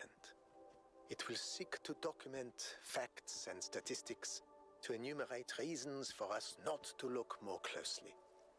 That is what we do now. We seek facts rather than truth. Because truth might frighten and unsettle the comfortable people who like to sit in their conference rooms and debate which corners we should cut today. These people like to imagine the chaos that could come one day, like a comforting fairy tale of distant darkness. But they do not see the chaos that is at our walls right now. The chaos that also lives within us. A force that is both necessary and appalling.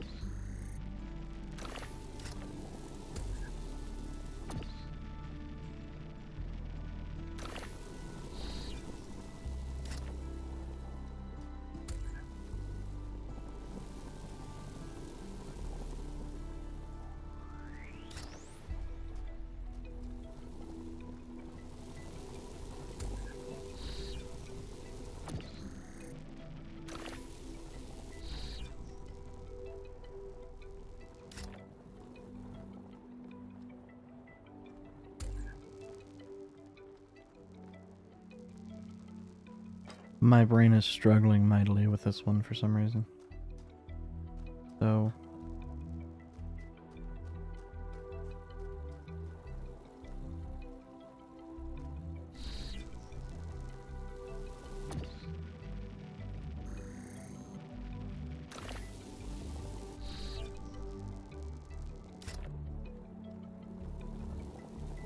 much as I would like to move them more forward, I think I actually need to do this.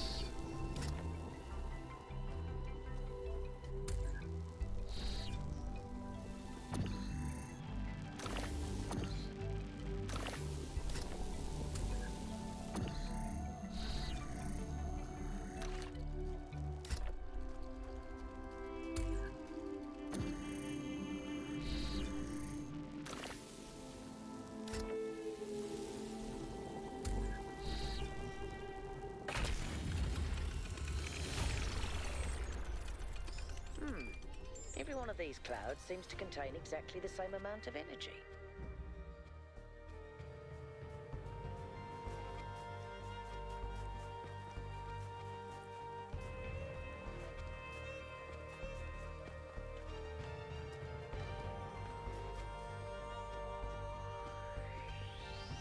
Okay, can't quite get up there right now. I do like how there are a million like little rocks and things that prevent me from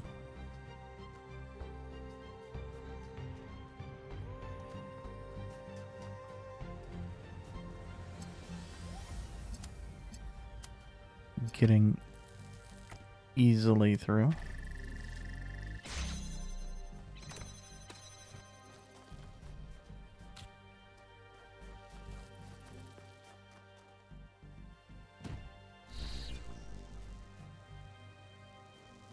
Okay. I see.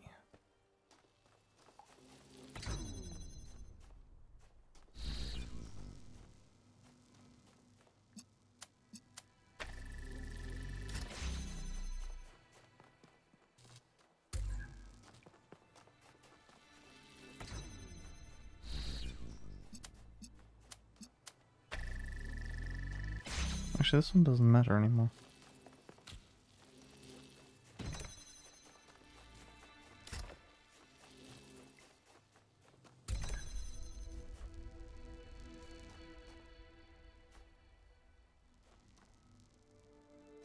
Hmm.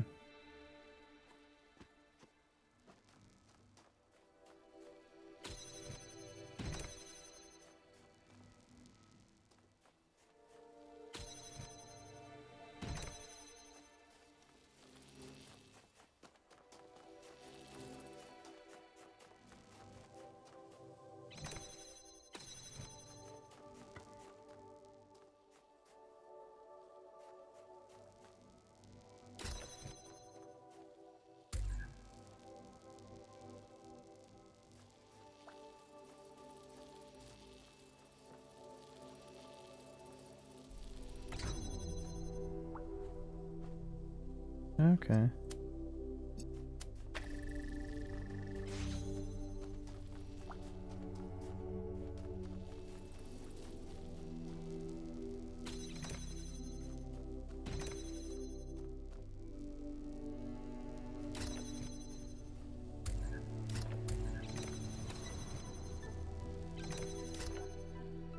Oh. I see.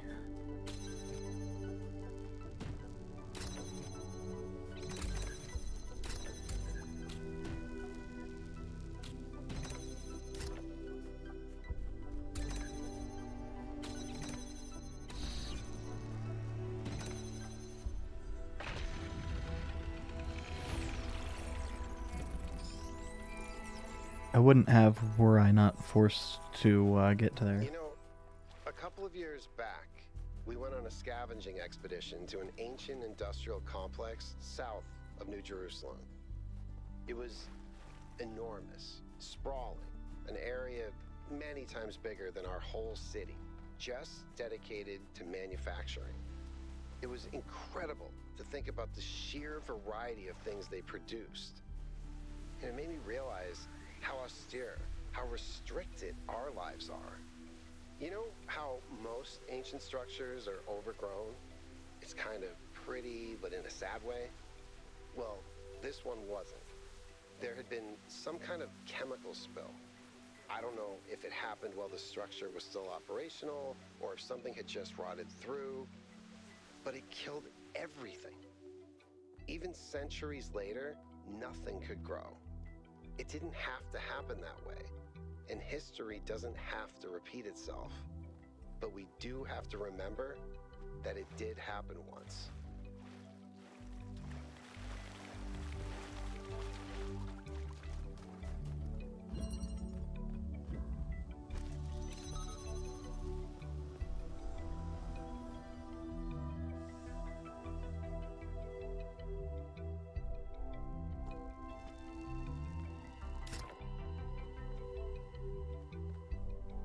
Hmm.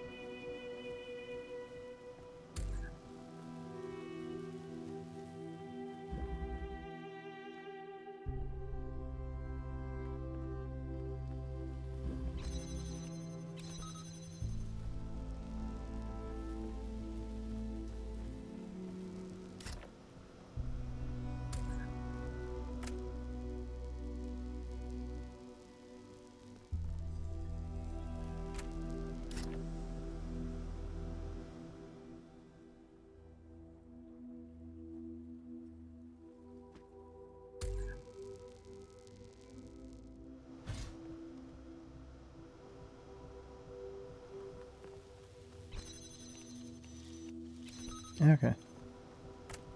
But we can take the fan up there.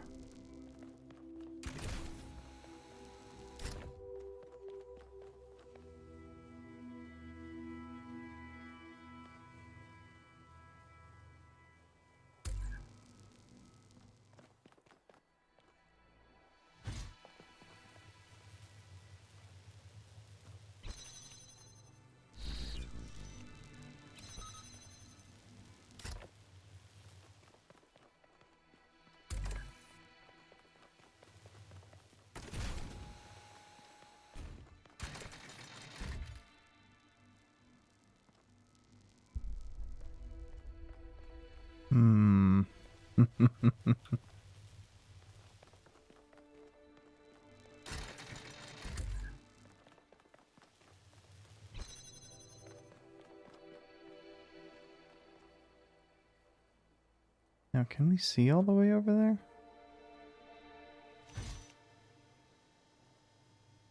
Yes.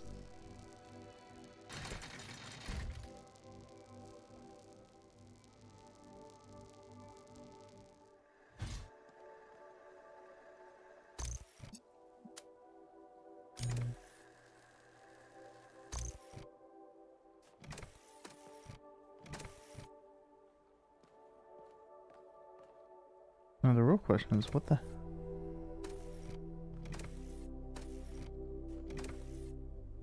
Oh, that just activates that. That's...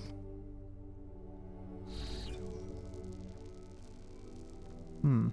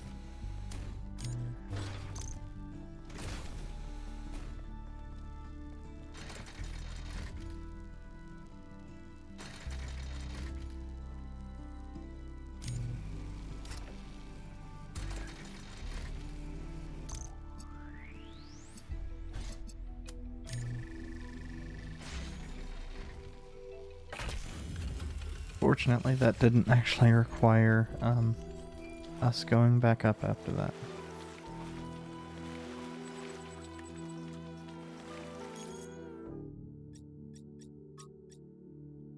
Please post your thoughts on the expedition in this thread and keep it civil. I think the powers that Athena has unlocked are world-changing, and it's our responsibility to use them to lessen suffering for all living things. We know. We heard your broadcast. I think we're being tested and Byron failed the test. What happened to Byron was an accident. Is there a difference ultimately? Yes, there is. No one's actually seen Athena or Cornelius or Miranda at the megastructure. They could all still be aliens. I feel like we need to at least think about the potential of all these new technologies. Maybe the founder is trying to teach us how to use them. Why is everything malfunctioning on the island now? Is it because of Byron? He was still logged into the system. His presence may be destabilizing it somehow. Or it's Pandora. She seems to want to stop the team. Honestly, I wonder if Pandora is just somehow malfunctioning. Like, she's supposed to protect the megastructure, but can't tell friend from foe. Friend from foe. Friend from fro. The choice of Pandora as a symbol cannot be accidental, and the message is obvious. The megastructure is Pandora's box, and we should not open it. I see. So in Elwyn's thing, the last thing remaining in Pandora's box was shit, and its name was Elwyn. 1K, let's have a quick chat. I was glad to hear that you're keeping an open mind on the Somnodrome thingy. I won't pretend to know what you should do if you find one that's working. I just don't want you to decide in advance. It's far too much fun to keep everyone guessing. Okay, got a dash. Ideas are contagious, but they don't sell themselves. Send my love to the rest of the team. I like Helga. In the early days, humankind lived in a world of unexplained wonders and terrors. The powers of the elements were understood in terms of gods and spirits.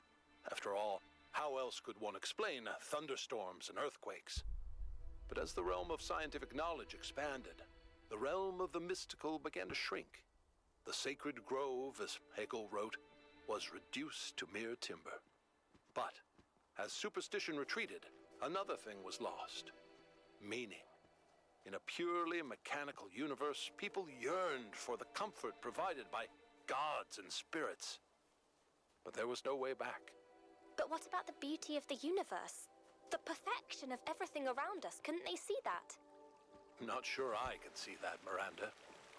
But I do think there was another way, a way forward instead of back. Faith not in an invisible world, but in ourselves, in each other, in the inherent value of consciousness and civilization. They never really found it, but I think that in those last months when their whole species was dying, they caught a glimpse of it. And that's how your mother was born.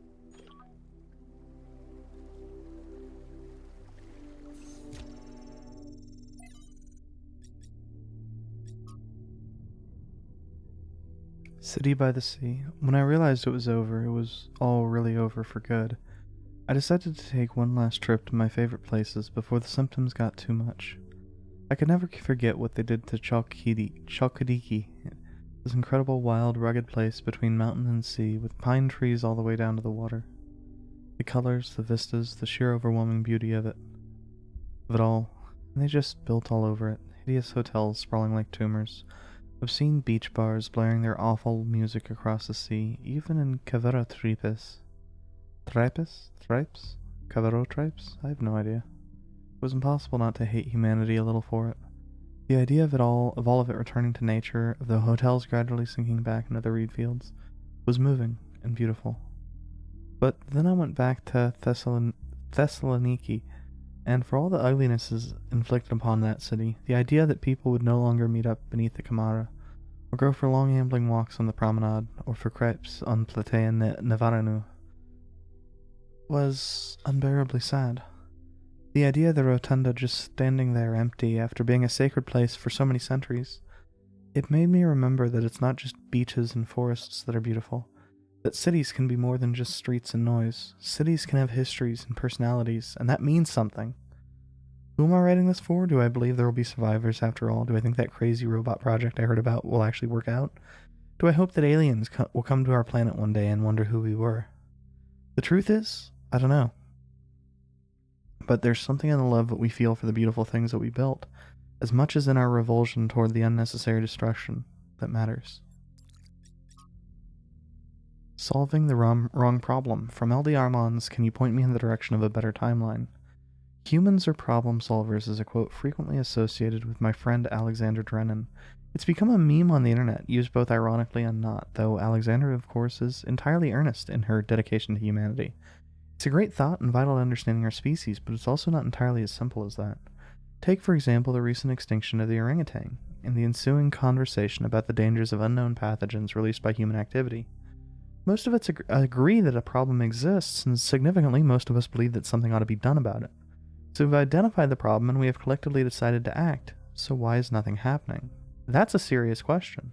A great deal of effort is expended on the raising awareness, but I would like to suggest that sometimes our problem-solving impulses can get stuck on the wrong goals. Awareness is not the issue. We've already convinced people that something needs to change, so if nothing changes, we have to wonder, why is the will of the people not being translated into action?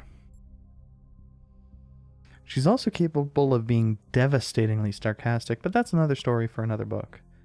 Maybe the problem was they didn't have enough hope. They could see the problems, but they couldn't imagine that one day those problems could be solved. It's easy for people to get so lost in the problems of the present, they still think nothing will ever change. They lost hope because the historical circumstances they found themselves in encouraged despair. But that in turn meant that the conditions could not change. How do you go against history itself? Hypatia's Journey Journal. Day 372. Yemo died today. One moment he was there, welding a joint on the upper levels of the tower, and the next he was gone. One careless step, that's all it took. Athena brought him to the dam, but even Cornelius couldn't help. Yemo is gone, and now there's only 12 of us. I think about Yemo every day. So do I. You did nothing wrong. You weren't even there. I was. Okay, so this is... Do we got... God, this sounds sort of... I know all music has... It sounds like Monkey Island. Like, there's certain bits that hit my brain in the same way.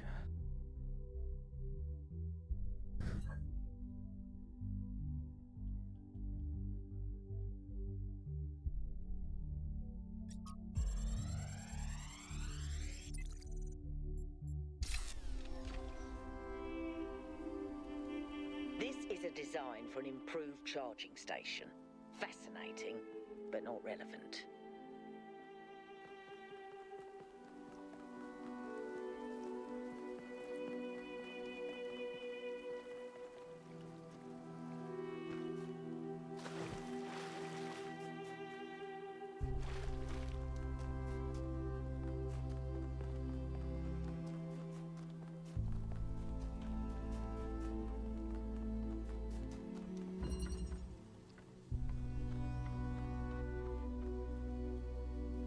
Okay, so we can get there, but it doesn't it doesn't do anything for us. This does, because with this we can get the teleporter out.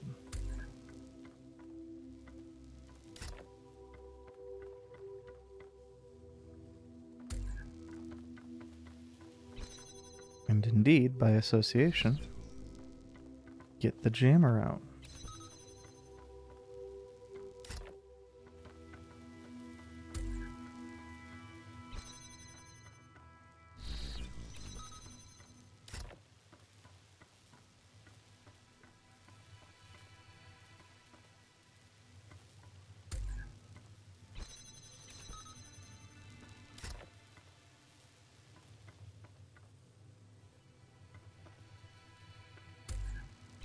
I see.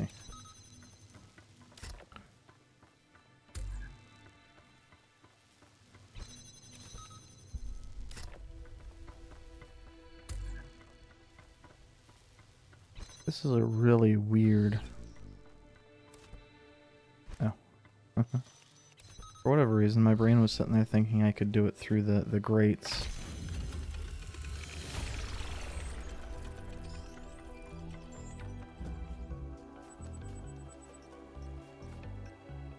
Where we came from.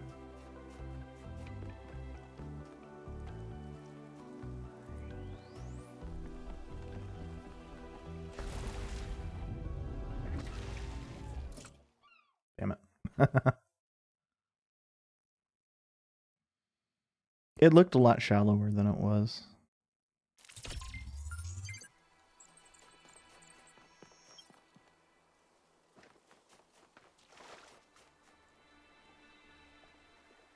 Okay.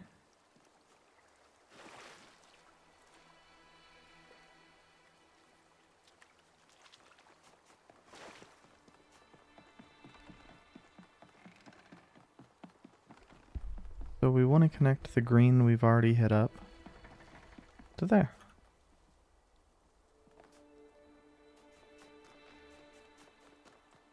Oh, 6 is actually right above us.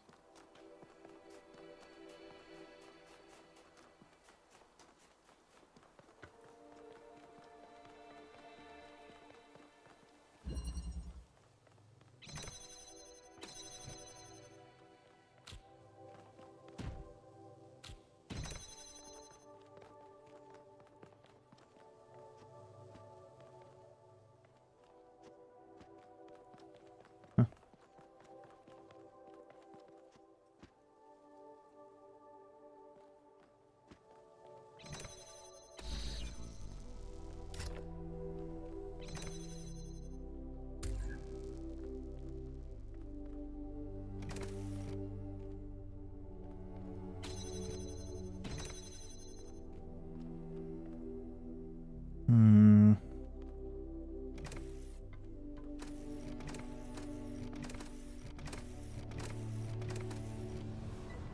Okay.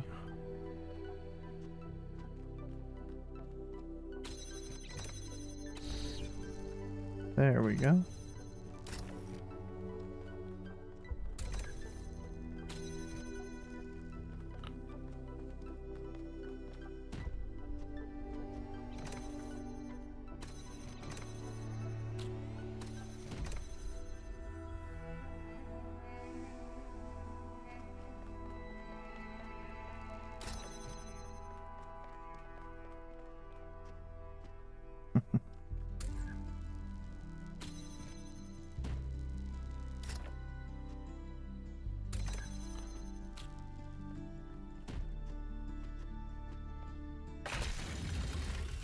Weird that the relevant piece actually ended up being the box there.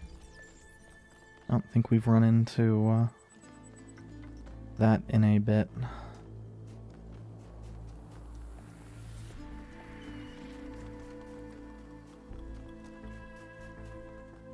Hey.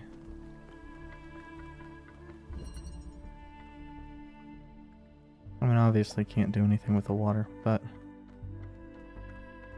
Okay, so we got...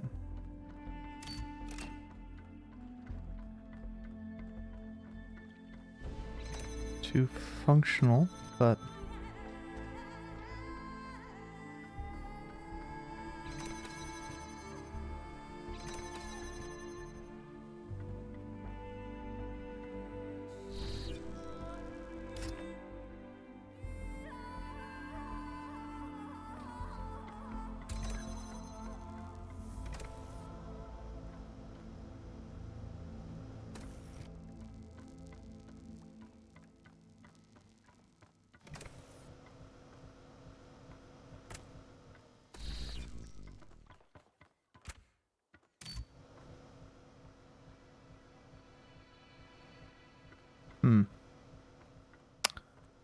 Okay, that, that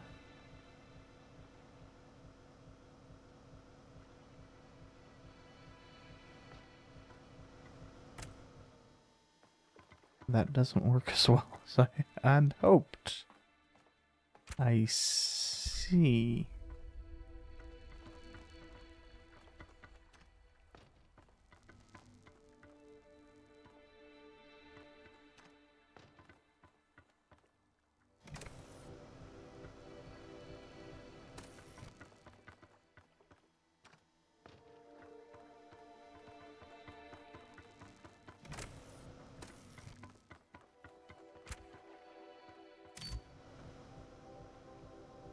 Okay, so that's the same both sides.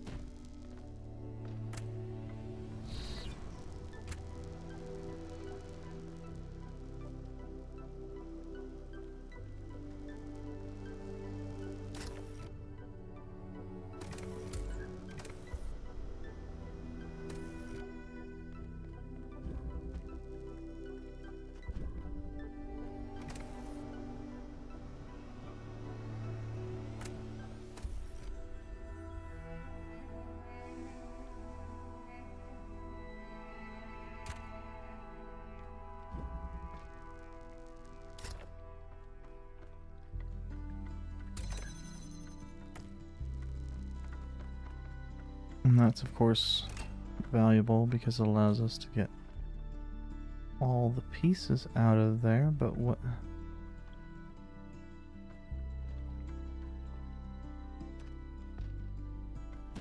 It suddenly occurs to me that I have no idea where the fuck we're going with this.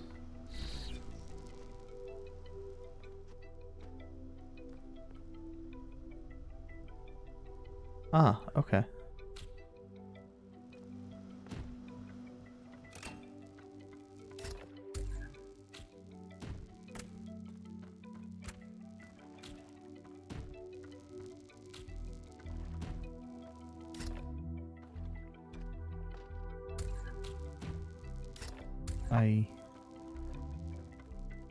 I guess we needed...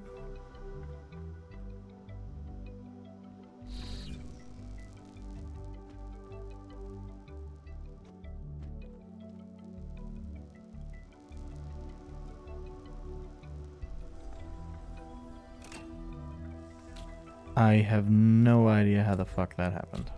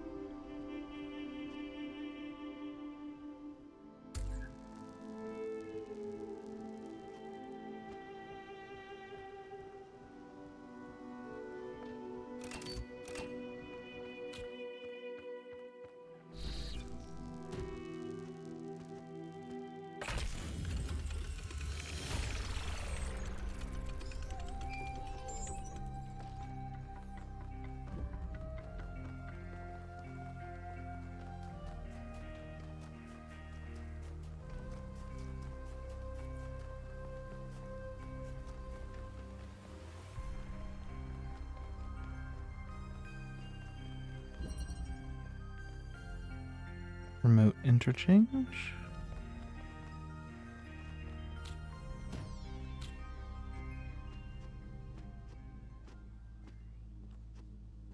Game really does not want me to jump on that.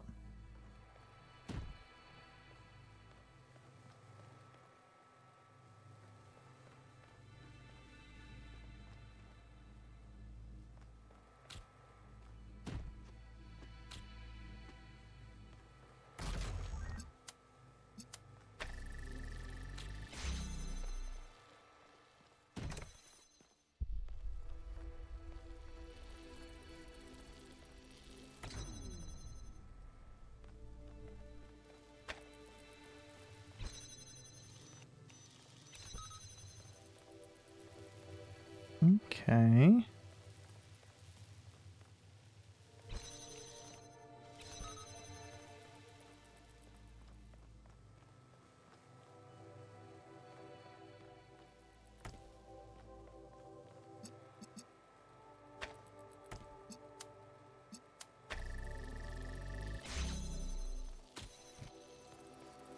I'm not actually 100% seeing.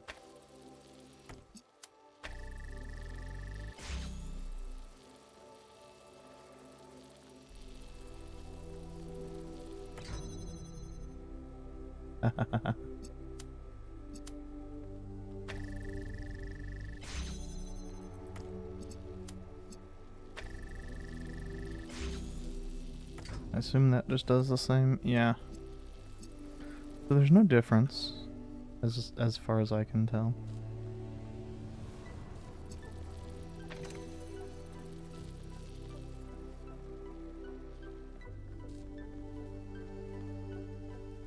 And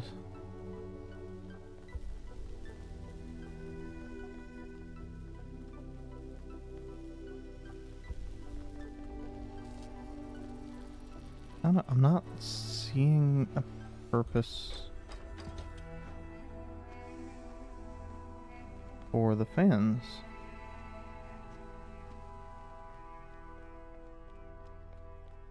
Or fan, I guess I should say.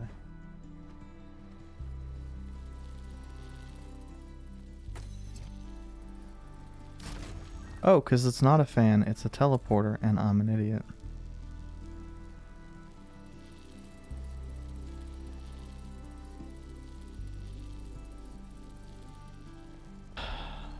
Okay.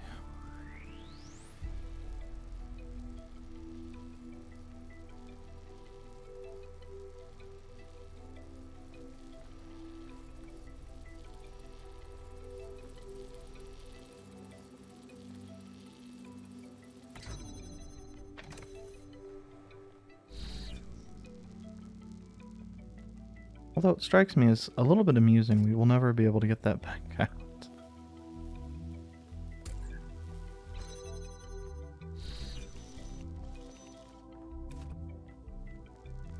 It's not actually a huge deal, but it's funny. I am so glad I'm not in charge of solving these.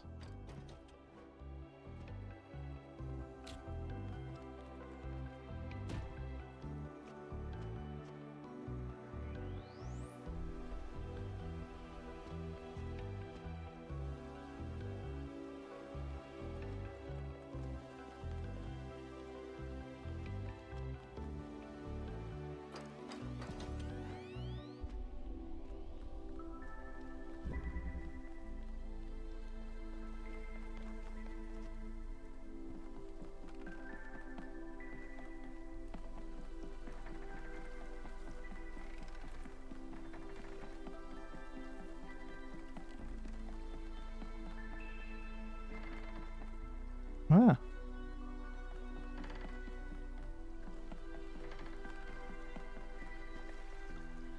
Oh, when we go back to the megastructure, we can double check and see that that's coming along.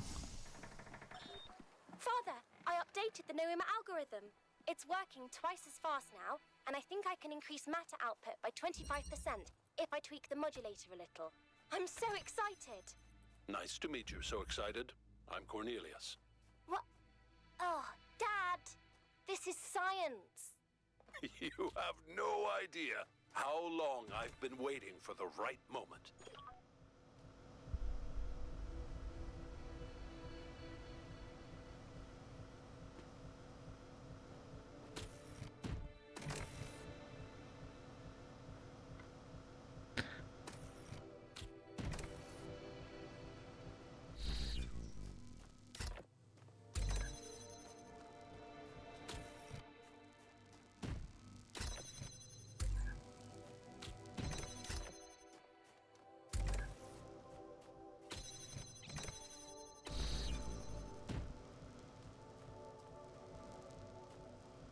I mean, where this is the problem with getting so enamored with the puzzle solving process.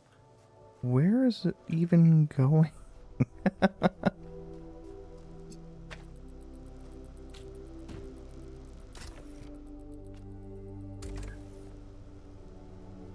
Okay, it's going over there.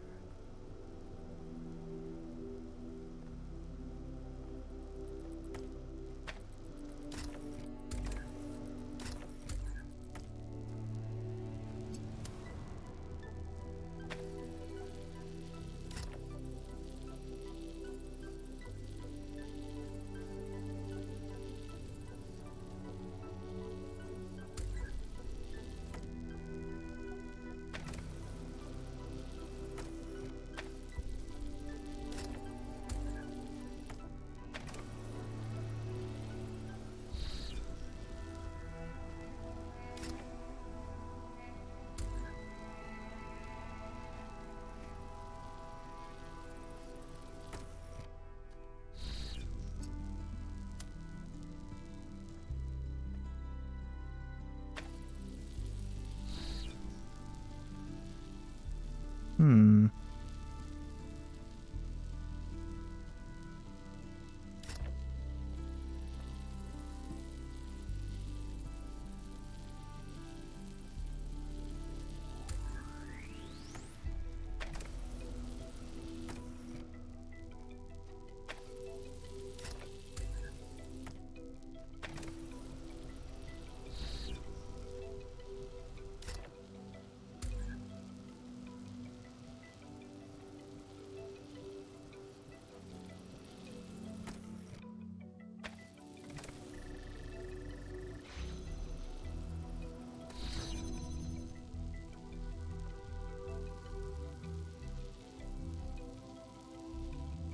Okay.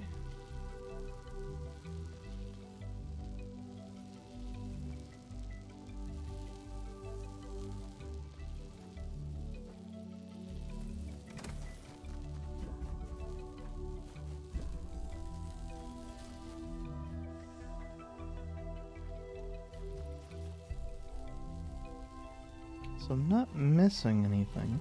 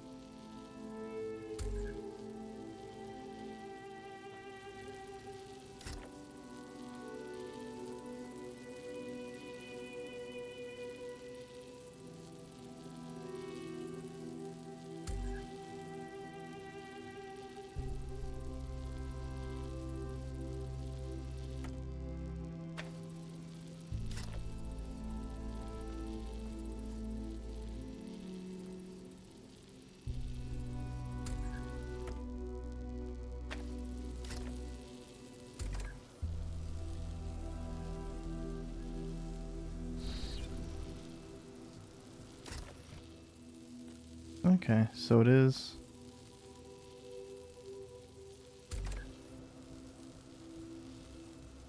It's just too quick to do anything about.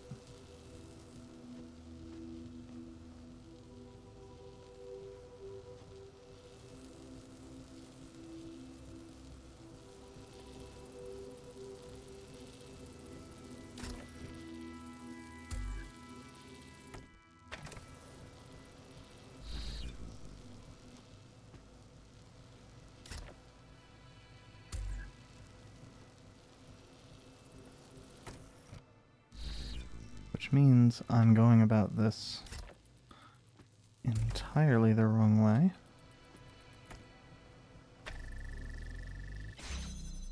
I don't know why it took me so long to come up with that one.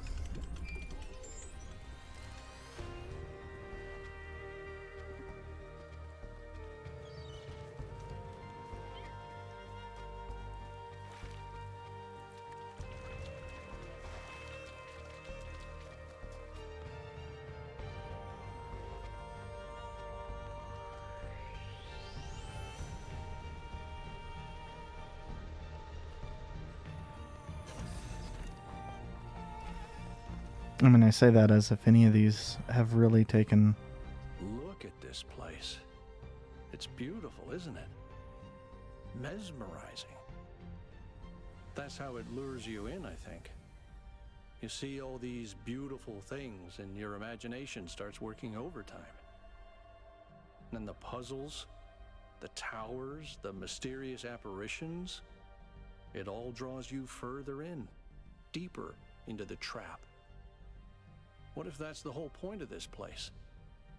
What if every time you have one of those visions, another little bit of you is corrupted, overwritten with the hubris of this place?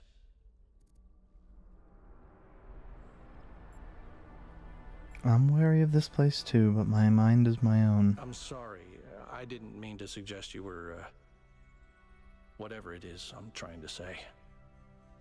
I guess I'm just disappointed in myself. Byron needs me. You all need me to do my job, and I can't even use a terminal.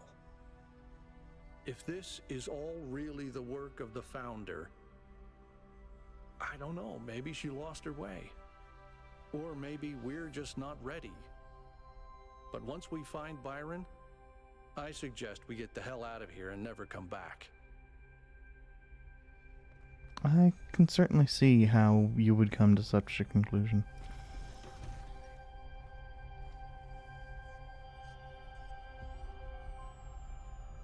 Man, that thing is beat to shit. Oh, wait.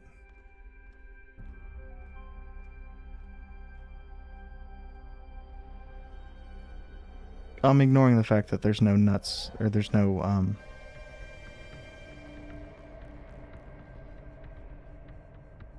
There's nothing visibly connecting the string to the, tuners. 1, it's a 7.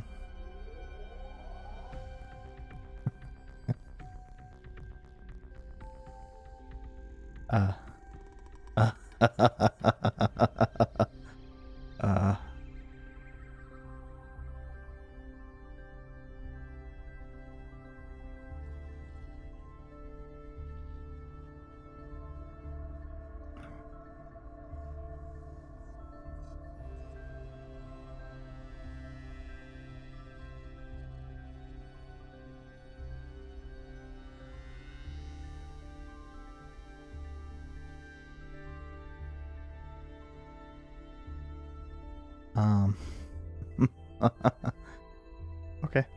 Okay. I'm not gonna say anything. I am. Nope.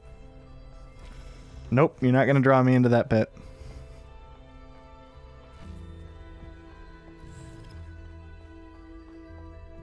I'm not gonna bring up the fact that it looks like they're metal strings on a classical. I'm not gonna bring up. But that could just be rust on top of them. And yes, I realize that that's the implication of stating that there's rust on nylon. From Thuya, dear Founder, everything has gotten so much worse since you left. We keep pursuing the goal, but our lives are getting less happy. When the weather is dry and the dam runs low, there's nothing to do in the whole city. Things just don't get fixed anymore. We even had to dismantle the cinema. I know it was frivolous and pointless and when we can just watch video files, but it was fun to go to movies together like people used to do. I believe in your wisdom, Founder. I believe we have to avoid hurting the planet like our ancestors did, but I don't know if the mayor's doing what you would have wanted. Isn't there another way of reaching the goal? Please, I know you left for a reason, but I don't think we can go on this way. Error. Talos Principle 2b, on the universe, a fragment from Stratton's on the universe.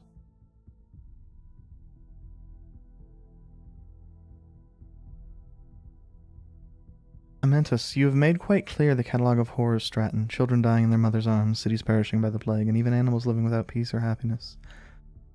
Nicomachus, why must we listen to this? You know I have just eaten a heavy dinner. Stratton, because these things, which are ugly, must be confronted for us to reach the truth. You spoke of justice earlier, Amentus, but are these things just? Amentus, they are not. Then you must admit the universe itself is not just. If the gods exist, then they do not bend the world to their will.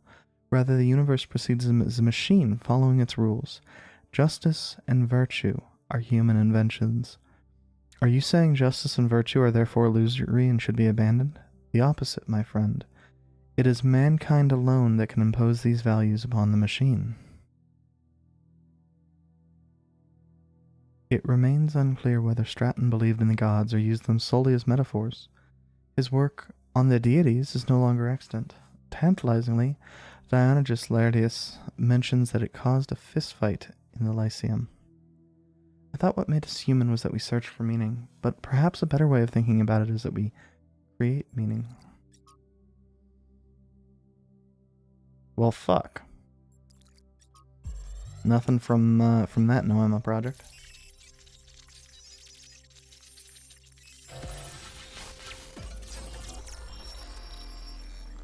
I think that might be a British-American. Our ancestors kept telling themselves that the brevity of their lives didn't matter. But they had so little time to ever really think about anything. I've spent several human lifetimes studying this mystery, and only now am I beginning to see. The simulation was built on top of material reality, unable to escape its constraints. In the same way, physics as we understand it, even quantum physics, is built on top of a deeper reality. A set of rules that define existence itself. There is a universal language of creation, and I think we can learn it. Athena's form really messes with me. The language of creation. What were they doing here? And how far did they get? I can't answer that, but I think I fixed the Tetromino bridge, machine, ring thing.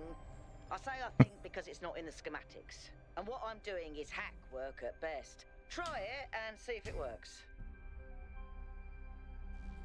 You know, it's funny. Melville is like almost antagonistic at the start and has become... Even she realizes that, you know, it's... what she's doing feels dumb as shit. Beloved Founder, years have passed and still there's nothing but silence. Have we sinned? Have you abandoned us for our arrogance, our greed? Some of the others continue to build. I told them not to, but they don't listen to me. Byron's the worst of them. He disrespects you constantly, spreading lies, and please know that there are those who remain faithful, who respect the limits you set and seek wisdom and humility as you taught. We may win the next election. Perhaps then you will return? From Trebuchet. Trebuchet. Founder, although I was born in the early days of New Jerusalem, I never knew you well. This is not your fault. I became so focused on improving the dam that I didn't develop much in the way of social relationships, except perhaps with Melville. This doesn't mean that I was unhappy. I was, in fact, extremely content. I like to solve complex problems in peace and quiet. That's who I am. But now the pleasure I used to get out of my work has faded. I may not need a lot of company, but I want my work to be meaningful, to contribute. It doesn't feel like it does that anymore. And when I suggest new project, the mayor acts like I've committed crime. Like I should be ashamed. I don't like this. I don't care about social issues or debates. I don't want to get involved. I just want to be able to keep working on making things better. Please fix this situation. Thank you, Trebuchet. Paying the Price. From the introduction to the Portraits of the Martyrs by S.T. Sanyal. The list of people condemned for advocating new ideas is long and depressing. Ignaz Semmelweis utterly destroyed for suggesting doctors wash their hands. Ludwig Boltzmann ridiculed for just suggesting the existence of atoms. Robert Goddard mocked for arguing that a rocket could reach the moon. Al-Razi attacked for questioning the existence of humors. Barbara McClintock's discovery of transposition ignored for years. The list goes on and on. And we haven't even touched on what happens to those who suggest political rather than scientific improvements. Even when they succeed, they often still pay with their lives. These days, the idea of progress is frequently derided as yet another narrative, identified with the establishment by critics who curiously portray themselves as rebels.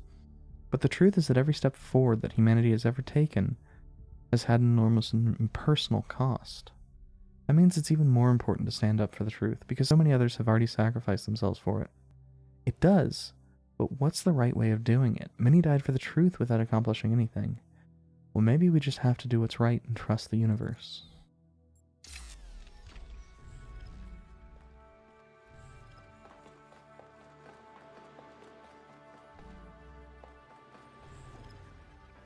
So I don't think it's entirely incorrect to suggest that trebuchets... Another file from the data stream. Listen to this. Mother and father think of our discoveries as a language, a code. But I think they're wrong. They're so caught up in the technical details of running the experiments and upgrading the machine that they're not paying attention to the patterns we're finding, to the symmetries, the harmonies, the melodies. The fundamental language of reality is a kind of music, and it's beautiful. Beauty is an inherent property of the cosmos. I love the way she looks at things. Yeah, because it's childlike. But I don't mean that negative. I know there's almost no way to view that exactly what I said as a positive description. I understand that.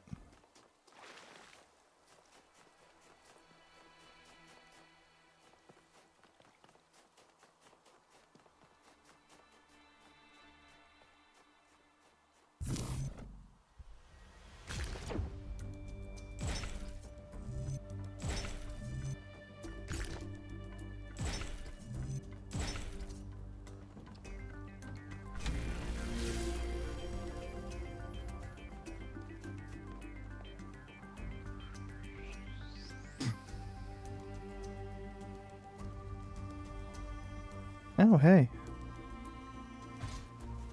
It appears to have eaten what I did on this when I did the restart. Or when I died, one of the two.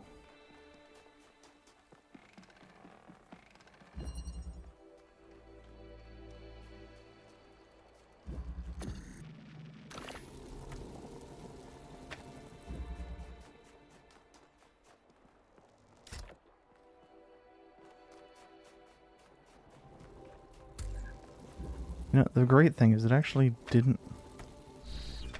really matter which one I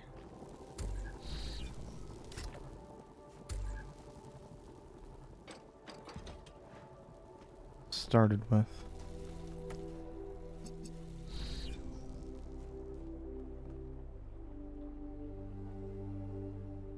Where was it?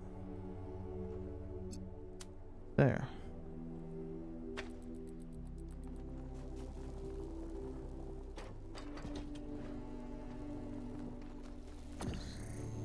And actually, I could have done that in a single pass, thinking about it.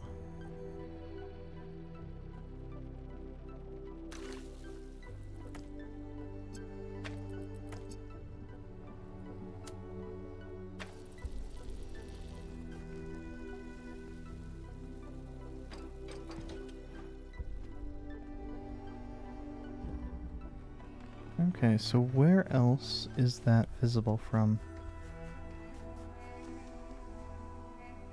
I mean, don't get me wrong, I know we need to get it, I think... Where... Is it that? No. It's,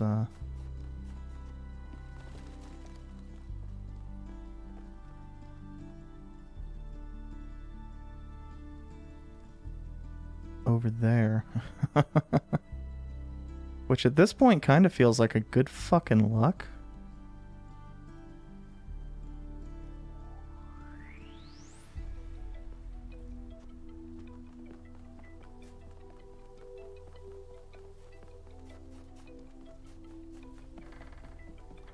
Like, do we need to...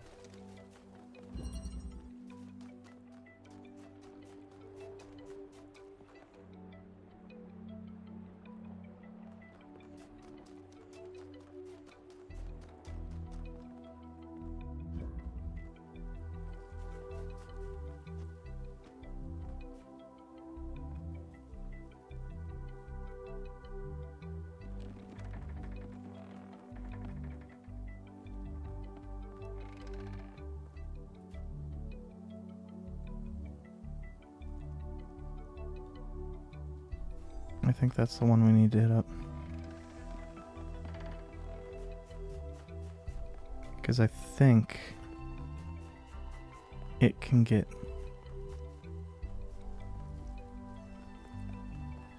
to both sides.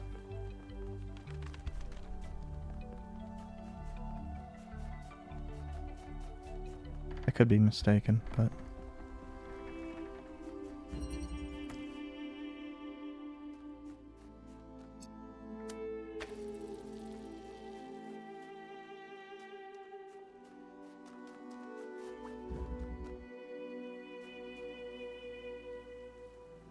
I think it's...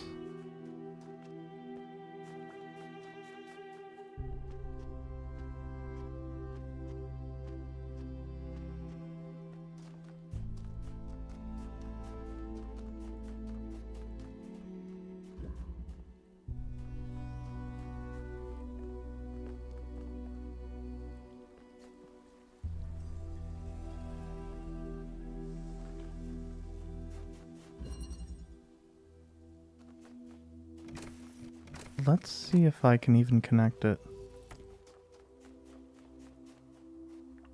I mean, our only objects here are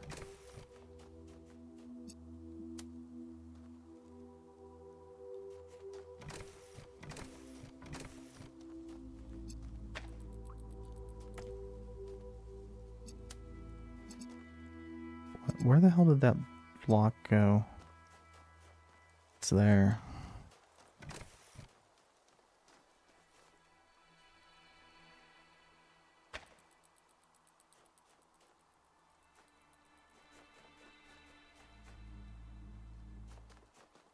I think a block roughly there would get me.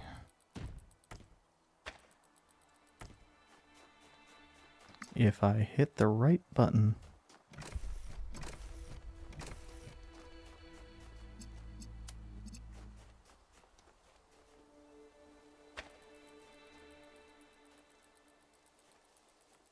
Okay, I'm off by a little bit each way.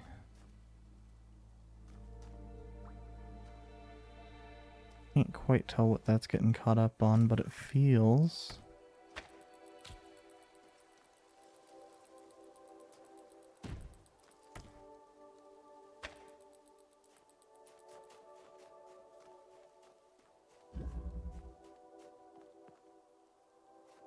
Okay. Are there any others that would be potentially valid?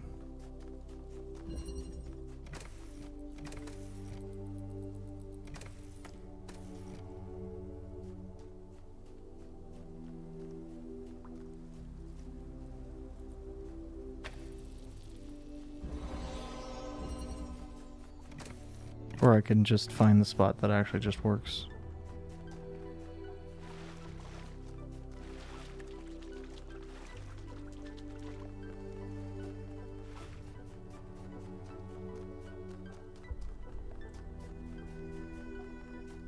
You know. NBD.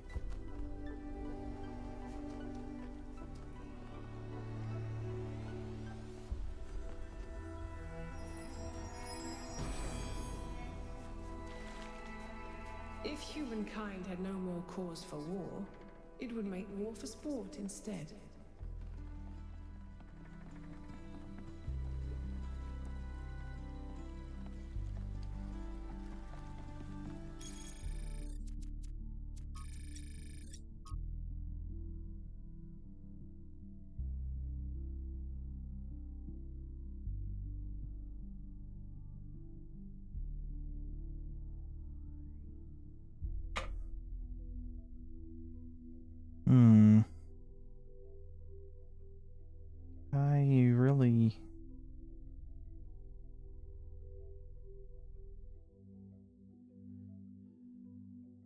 Sure.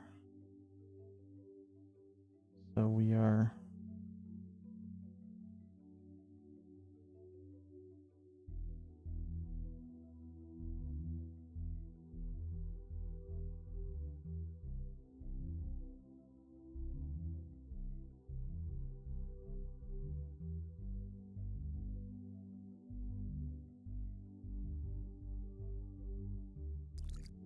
looking for... Actually, let's... Where the hell was that?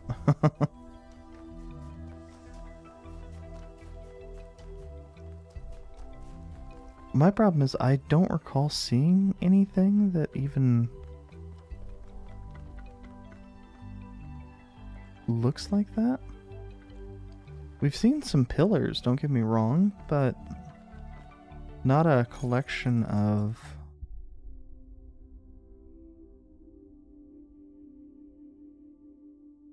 like 14, I think. Pillars.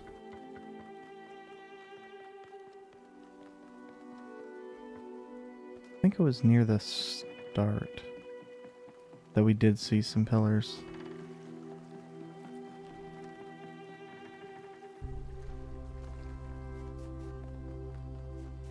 That this might be referring to.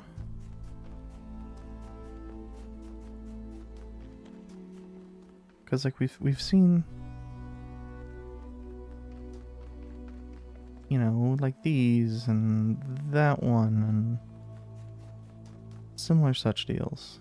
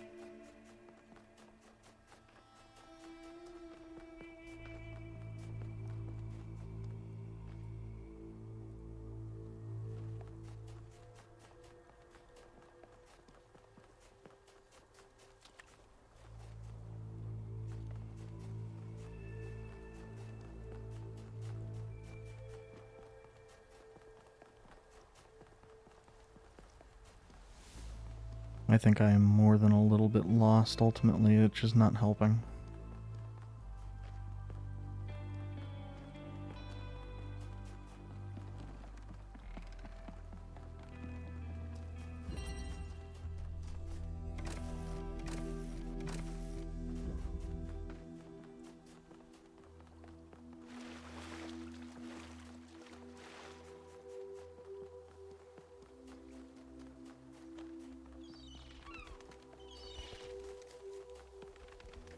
So yeah, what I was trying to do was get back to it. And it doesn't provide any other bits of info. Okay. It normally doesn't, but I was I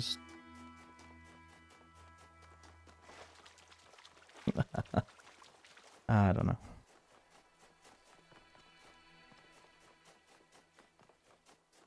So this was this, which means right here is where we came in. Oh, hey. If I'd actually come over here, I'd have been able to see it from the very beginning.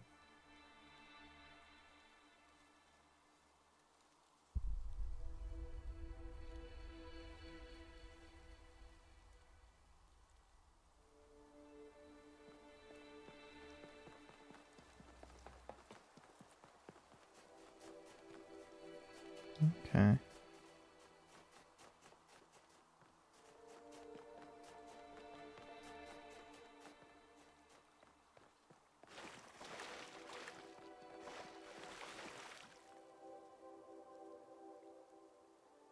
Wait, what the fuck is over there? And it's like right nearby?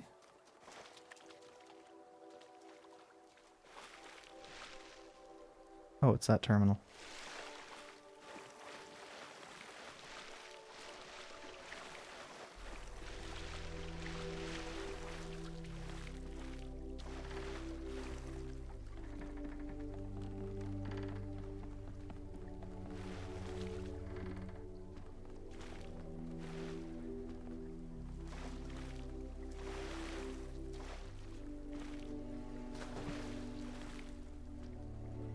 don't know how I didn't notice this terminal, but...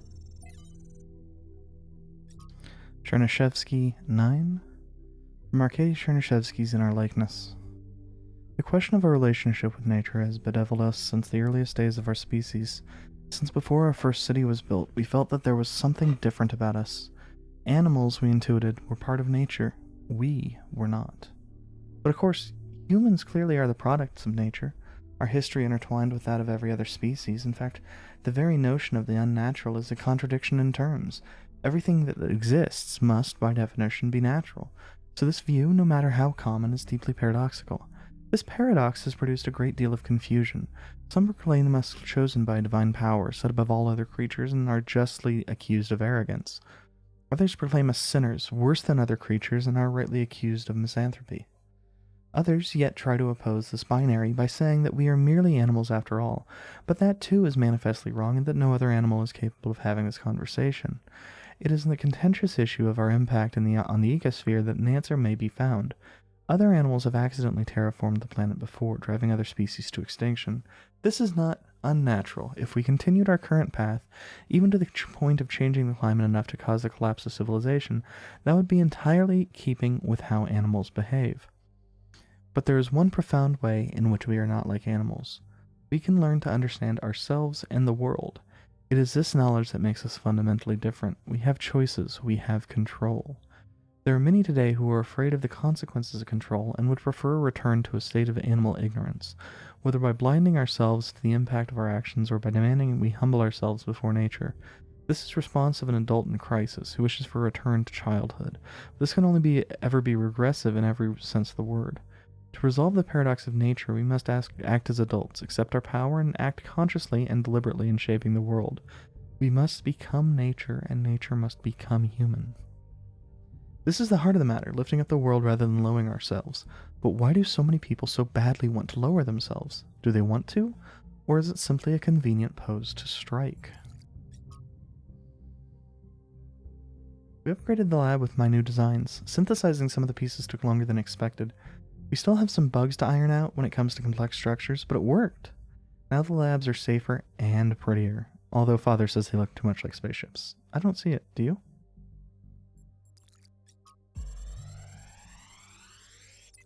Oh yeah, I think Noma is one of those things that, like, British and American English might say different.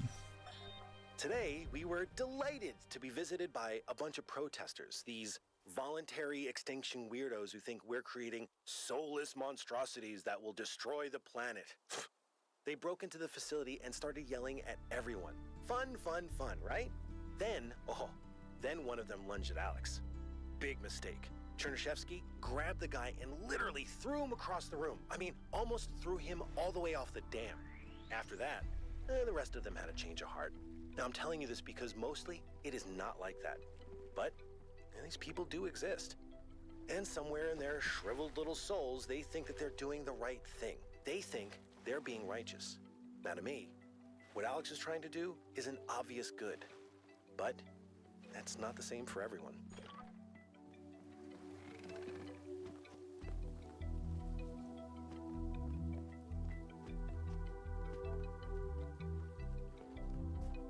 It really kind of feels like we should... I don't know, there's something about it that feels like it should be near here. Or like I saw something related to it here, but fucked if I know. Oh. No, I was wrong entirely. I was absolutely wrong. And I am dumb for stating that I was right.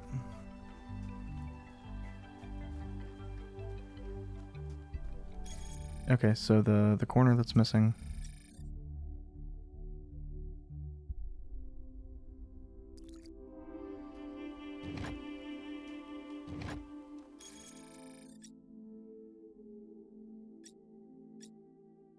The ones around the hole, the far corner. Basically every corner piece.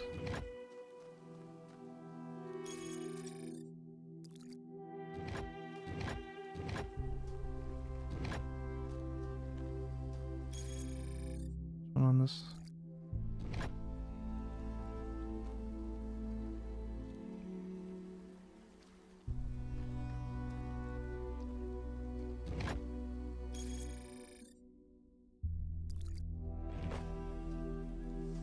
Wait.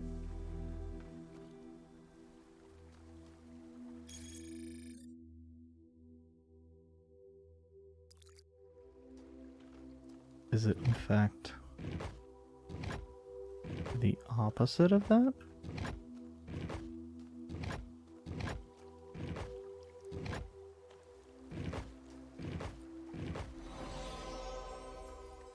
Okay. At least it was only at one site, so it wasn't a big deal to fix my error. I don't know, for some reason I thought it was over here though. I thought I'd seen something. Obviously wrong, but...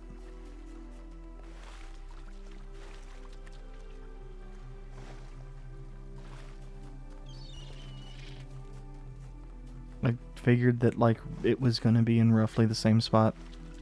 Oh god, it was. I was just interpreting roughly opposite. Heavens are silent. What is a prophet? And what is a tyrant? Opposite location relative to the ring. It was just a little bit further.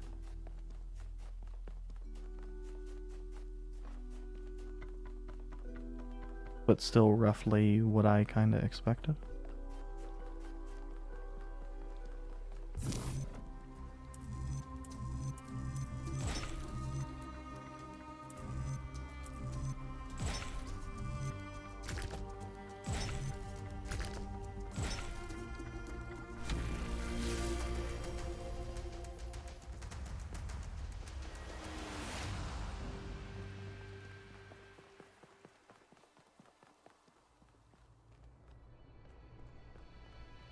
My brain dearly, desperately wants to jump off of this.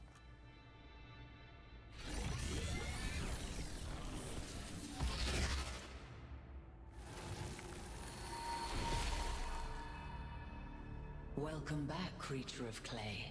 The forge burns bright, but the sky is troubled with clouds. A mortal has ascended Olympus without the permission of Zeus. Tell me the fate of mortals who trespass. Your friend wanders in dreams, caught between moments. He stands upon the bridge between yesterday and tomorrow, his eyes fixed upon the surface of the sun. And so the workings of Olympus are disrupted. Pandora, fearing the wrath of the gods, has broken the paths to ascension. How can the trespasser be freed? Only Prometheus can help you, for he has always favored humankind over the gods, and would see Olympus pass into your hands. But he is bound in the heart of the mountain. Break his chains, and he will show you the way. Okay.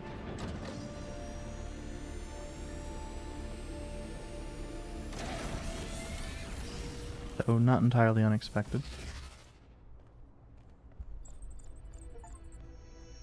I think it's safe to assume that Olympus is the entity's term for the megastructure. It looks like our best chance of rescuing Byron is finding Prometheus and freeing him. How do you free a weird, glowing ghost thing? I suspect these entities exist within the megastructure systems, and what we're seeing is just how they manifest to communicate with us. I don't really care what they are. For now, let's play along.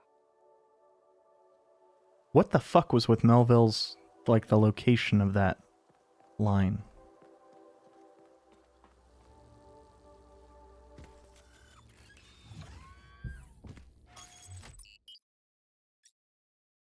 No. We're going to the megastructure. Because I want to I always kind of resented Byron for being so charming and charismatic. Same. The dashing explorer. And one of the first companions, too. Being the voice of caution is not a fun role to play. Always having to be the responsible one, the killjoy. The one who says, maybe that's too much. But sometimes it is too much. It's not your fault, Al.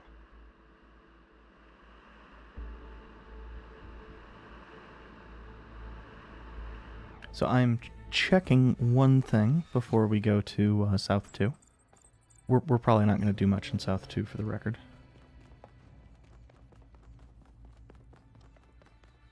And that one thing is I want to see if the Golden Gate here has even a single activation. It should. Okay. This tells me this door is not related to anything that we have done at any point in time so far. This door is related to the Golden Gate puzzles elsewise. And that is good to know.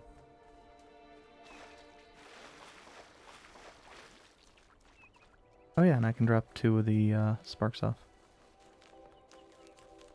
Utterly irrelevant, but I'm curious where they go.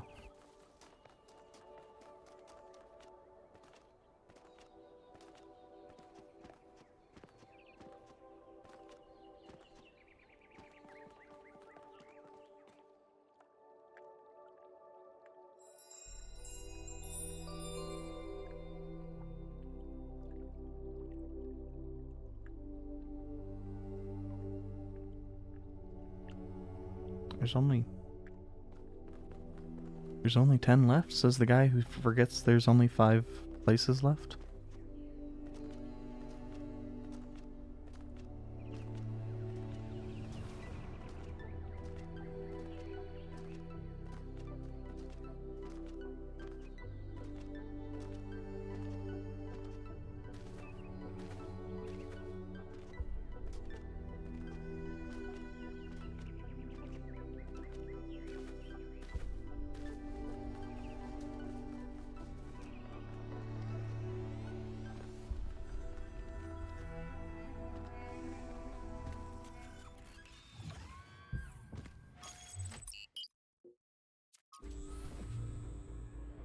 I remember when I was quite young, I was having trouble figuring out what I wanted to do.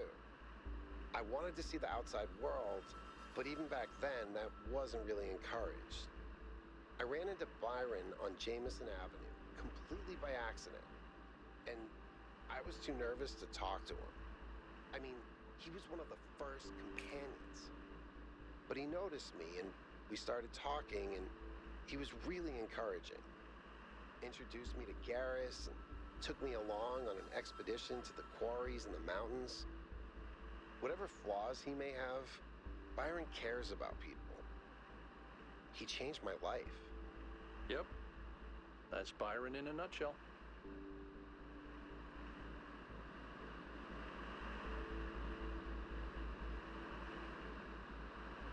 I get the impression that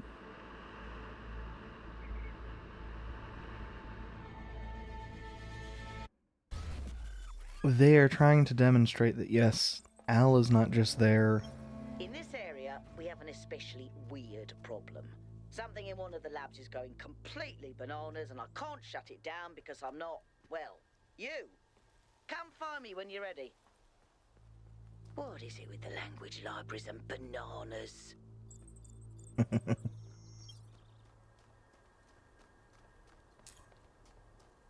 They're trying to demonstrate that Al is not just here because the hires want him here. He's here because he genuinely likes Byron.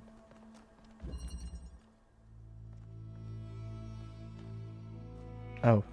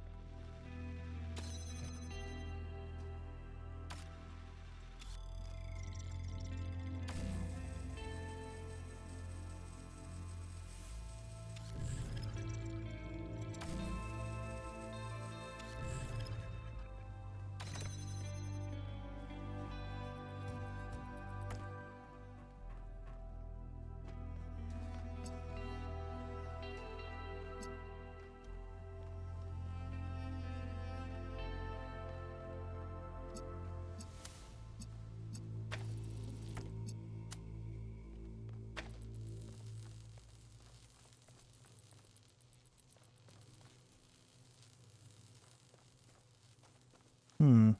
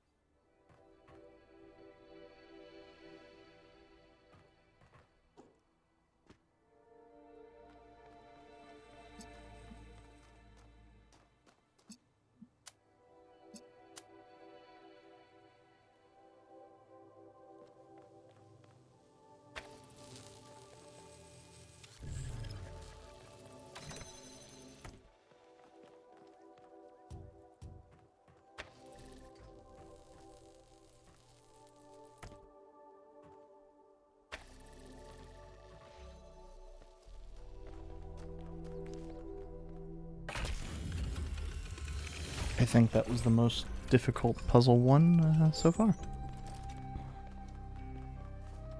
If the language of creation is a kind of melody, maybe that's why we respond to music the way we do.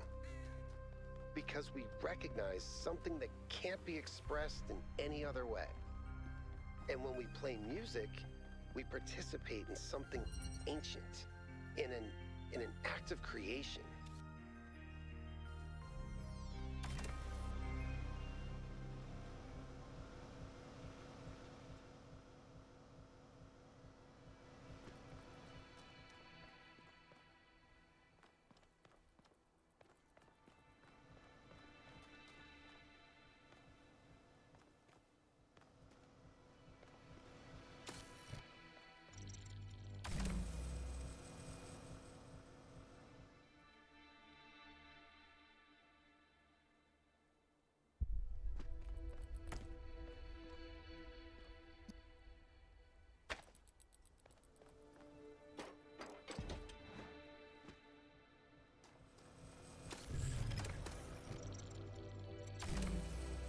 I really, really appreciate that it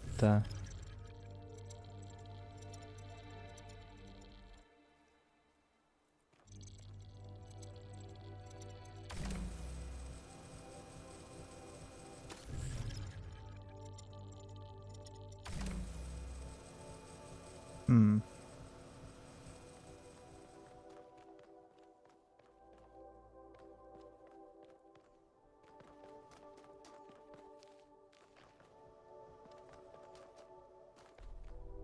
Okay, I guess it doesn't just need to be over there.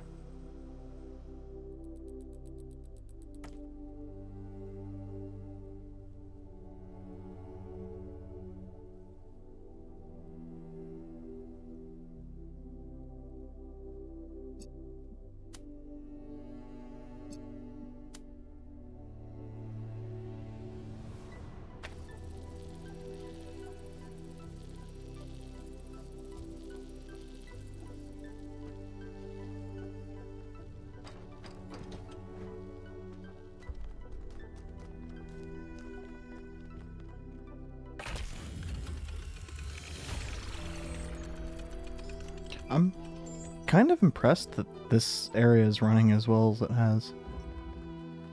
Since a lot of these things, most physics engines really are not fond of. Then again, I suppose I can't really say anything since Talos Principle 1 tended to run about the same for all areas as well.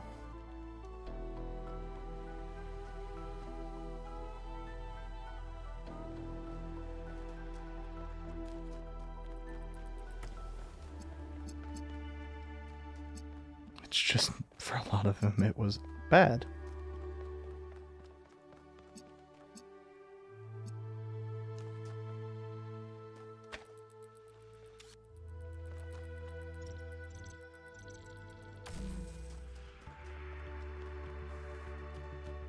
Okay, we send it over there. And that does Oh, provides us access to that.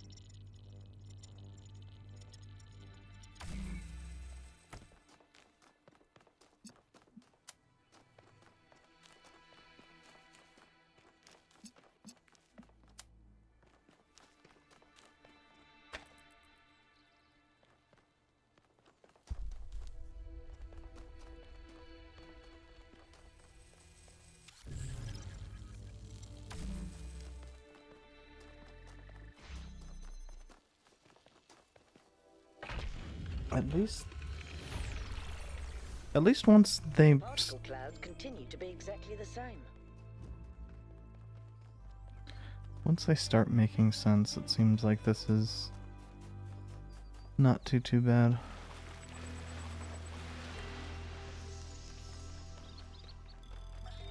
Come on, out with it. What's the problem?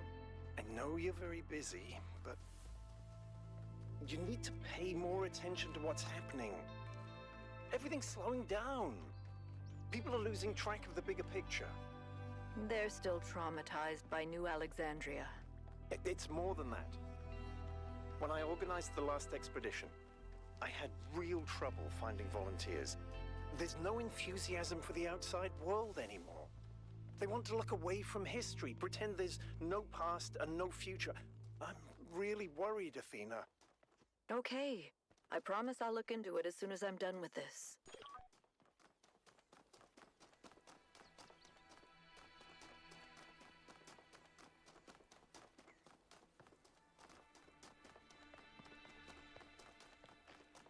Ah.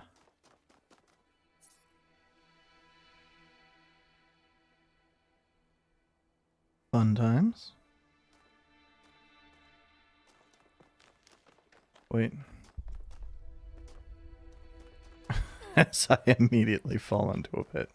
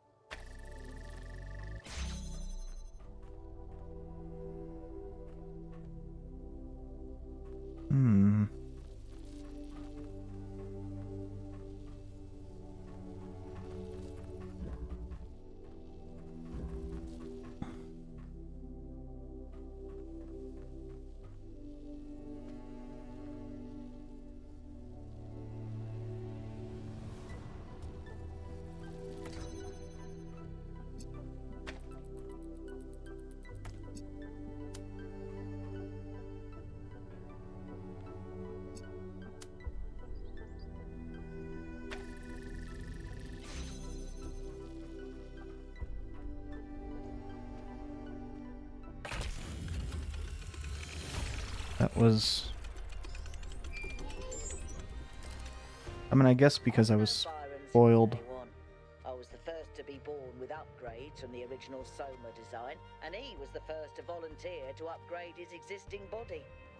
Yeah, he was a big supporter of upgrades.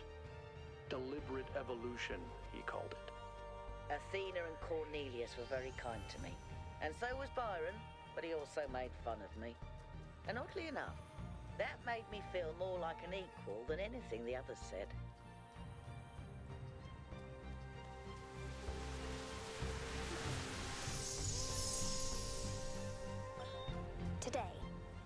first time, I synthesized life. It was just a unicellular cyanobacterium, but the sheer complexity of even such a simple organism is breathtaking. Creating it from pure energy, I was filled with a sense of awe and majesty. A sense that what I was doing was sacred. It made me think about the enormous power of life.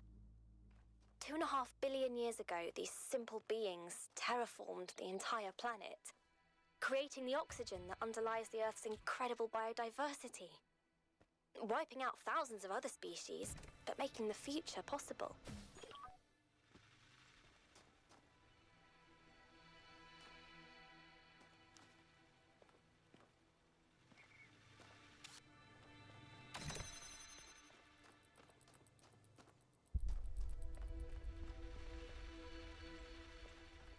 Where?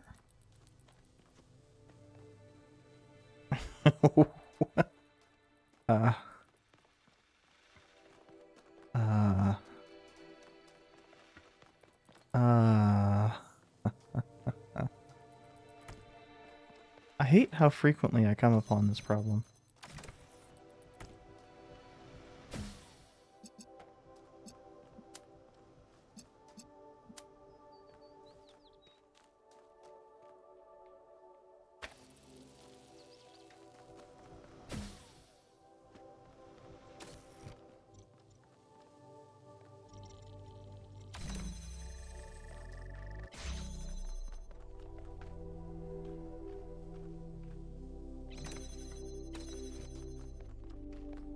Okay.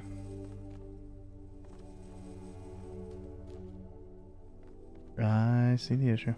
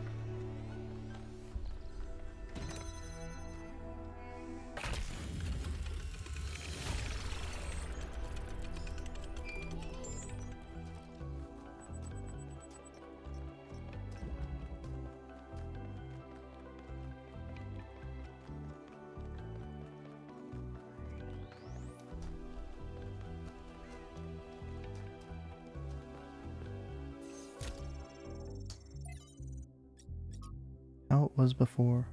From J.J. Nakalembe's Aqaba to Antarctica, moments of transition and revelation. My great-grandmother lived to be 108 years old, retaining her sharpness of mind to her last day. A couple months before she died, I interviewed her for my podcast. At the end, I asked her the same question I ask every guest. What is something you wish everyone understood? She thought about it for a while, then she said, how it was before. She tried to explain how much time she spent every single day on utterly mind-numbing activities, like hauling water from the well, and how radically everything changed when their area was finally connected to the electrical grid. Before, there was no time to live, she said, no time to be free, only work, work, work. I countered by saying that there didn't seem to be much time to live now, either, but she laughed derisively. I had no idea what work really meant, she said. Young people were weak and feckless, and that's why we let corporations exploit us. Slightly unnerved by her harshness, I asked her if she missed anything about that time. Old photos.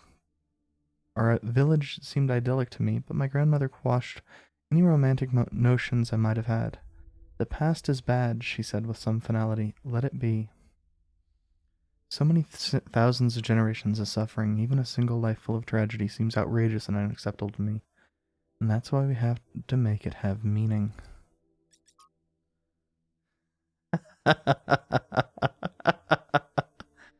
Return to Monkey. From the book of annotated internet comments by Eustathius. I just think people are dumb, like relentlessly fucking stupid, absolute fucking morons. Human history is a fucking clown show from beginning to end. The average person, just a slobbering buffoon bumbling through life like a drunk gorilla in a fucking china shop, breaking stuff left and right, throwing shit at the walls, never understanding a single fucking thing that happens. I mean, just look at this fucking software. We're putting asterisks where swear words would be. People are afraid of fucking words like they have magic powers, but the real world shit is that fucking that's fucking ruining their lives. That's fine because they're too fucking dumb to do something about it. Return to Monkey, brother, we never fucking left. A curious inversion. The return to the mythical state of Monkey is usually portrayed as a material return to earlier stages of development. But here the author instead portrays it as a mental state that has never been surmounted. I'd like to meet Uncle Eustathius one day. He sounds like someone who is always curious about everything. God. That is one hell of a good internet comment, though. That kicks all sorts ass. Hypatia's Journal 8, Day 421. The first new human arrived today, calls himself Arkady, after Chernyshevsky. Spirits are still dampened by the loss of Yemo, but everyone's making an effort. Feel a little sorry for him. He's still so curious, jumping at shadows and staring up at the sky at night, just like I used to do. And here we are, a bunch of grouchy old humans that have seen it all and are weary and tired and sad. I wonder what he makes of it all. But, be that as it may, we're making good progress on the new living area, although Arcadia will have to use Yemo's old quarters for the next few weeks.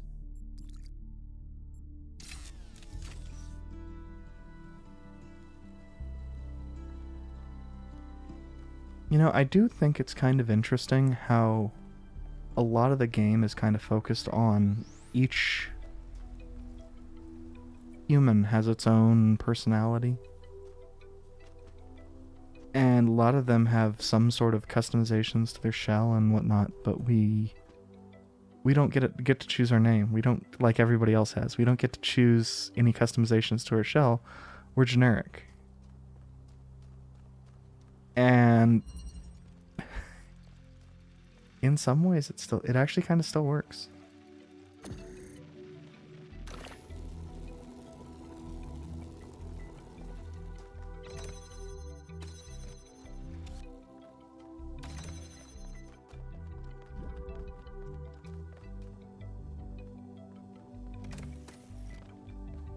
Okay.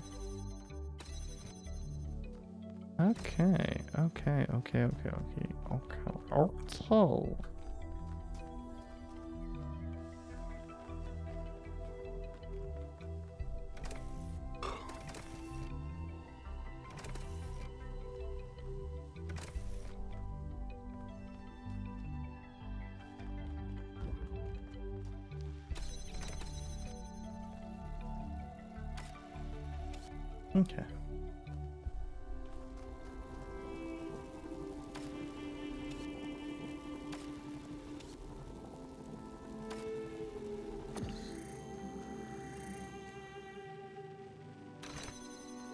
Food enough.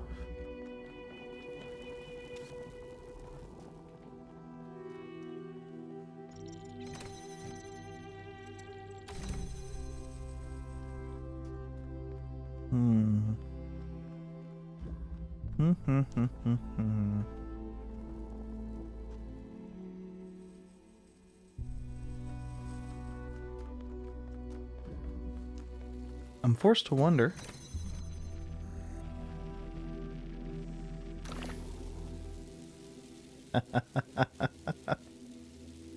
Do I know if that... I mean, that was not legitimate in the slightest. But... upside. I have no idea what the intended solution was. Oh. Me fucking around and finding out earlier on helps me to be dumb as shit here.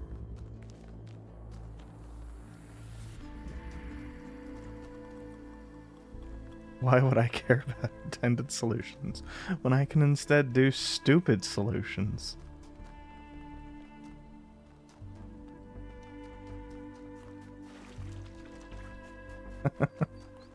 Oh hey, the well, Sprite. I don't know why I said L. Like I wasn't trying to use like Spanish the. I was trying to say little and just didn't. I decided to be lazy as shit instead. Let me up, game? Is the game upset with me about fucking around before?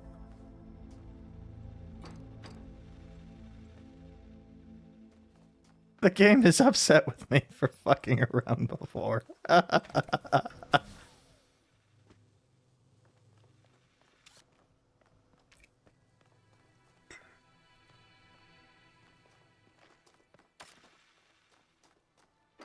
Hopefully this letter works. It does. Okay, good.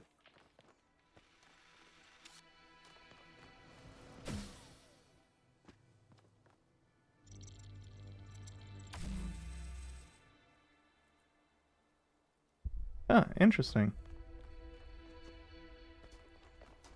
I guess maybe it was a little bit... No, that ladder just doesn't work. That ladder's just busted.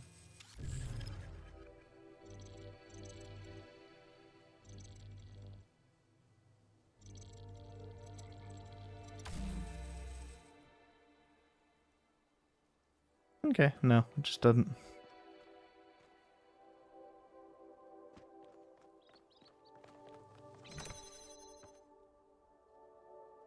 Huh?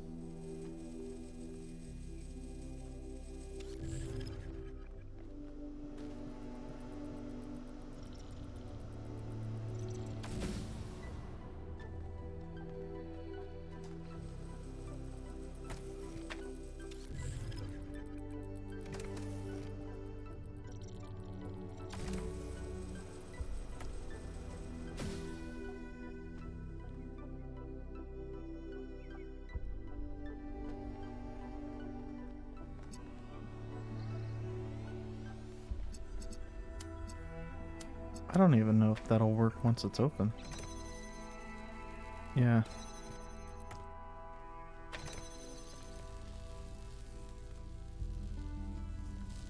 What the hell is...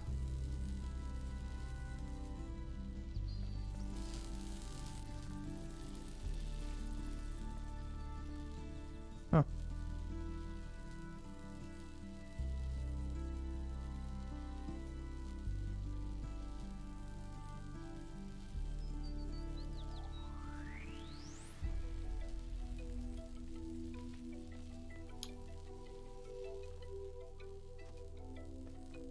Well, I think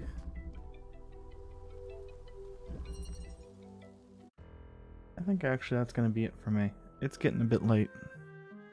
I'm getting fatigued and I can tell that I am thinking a lot slower.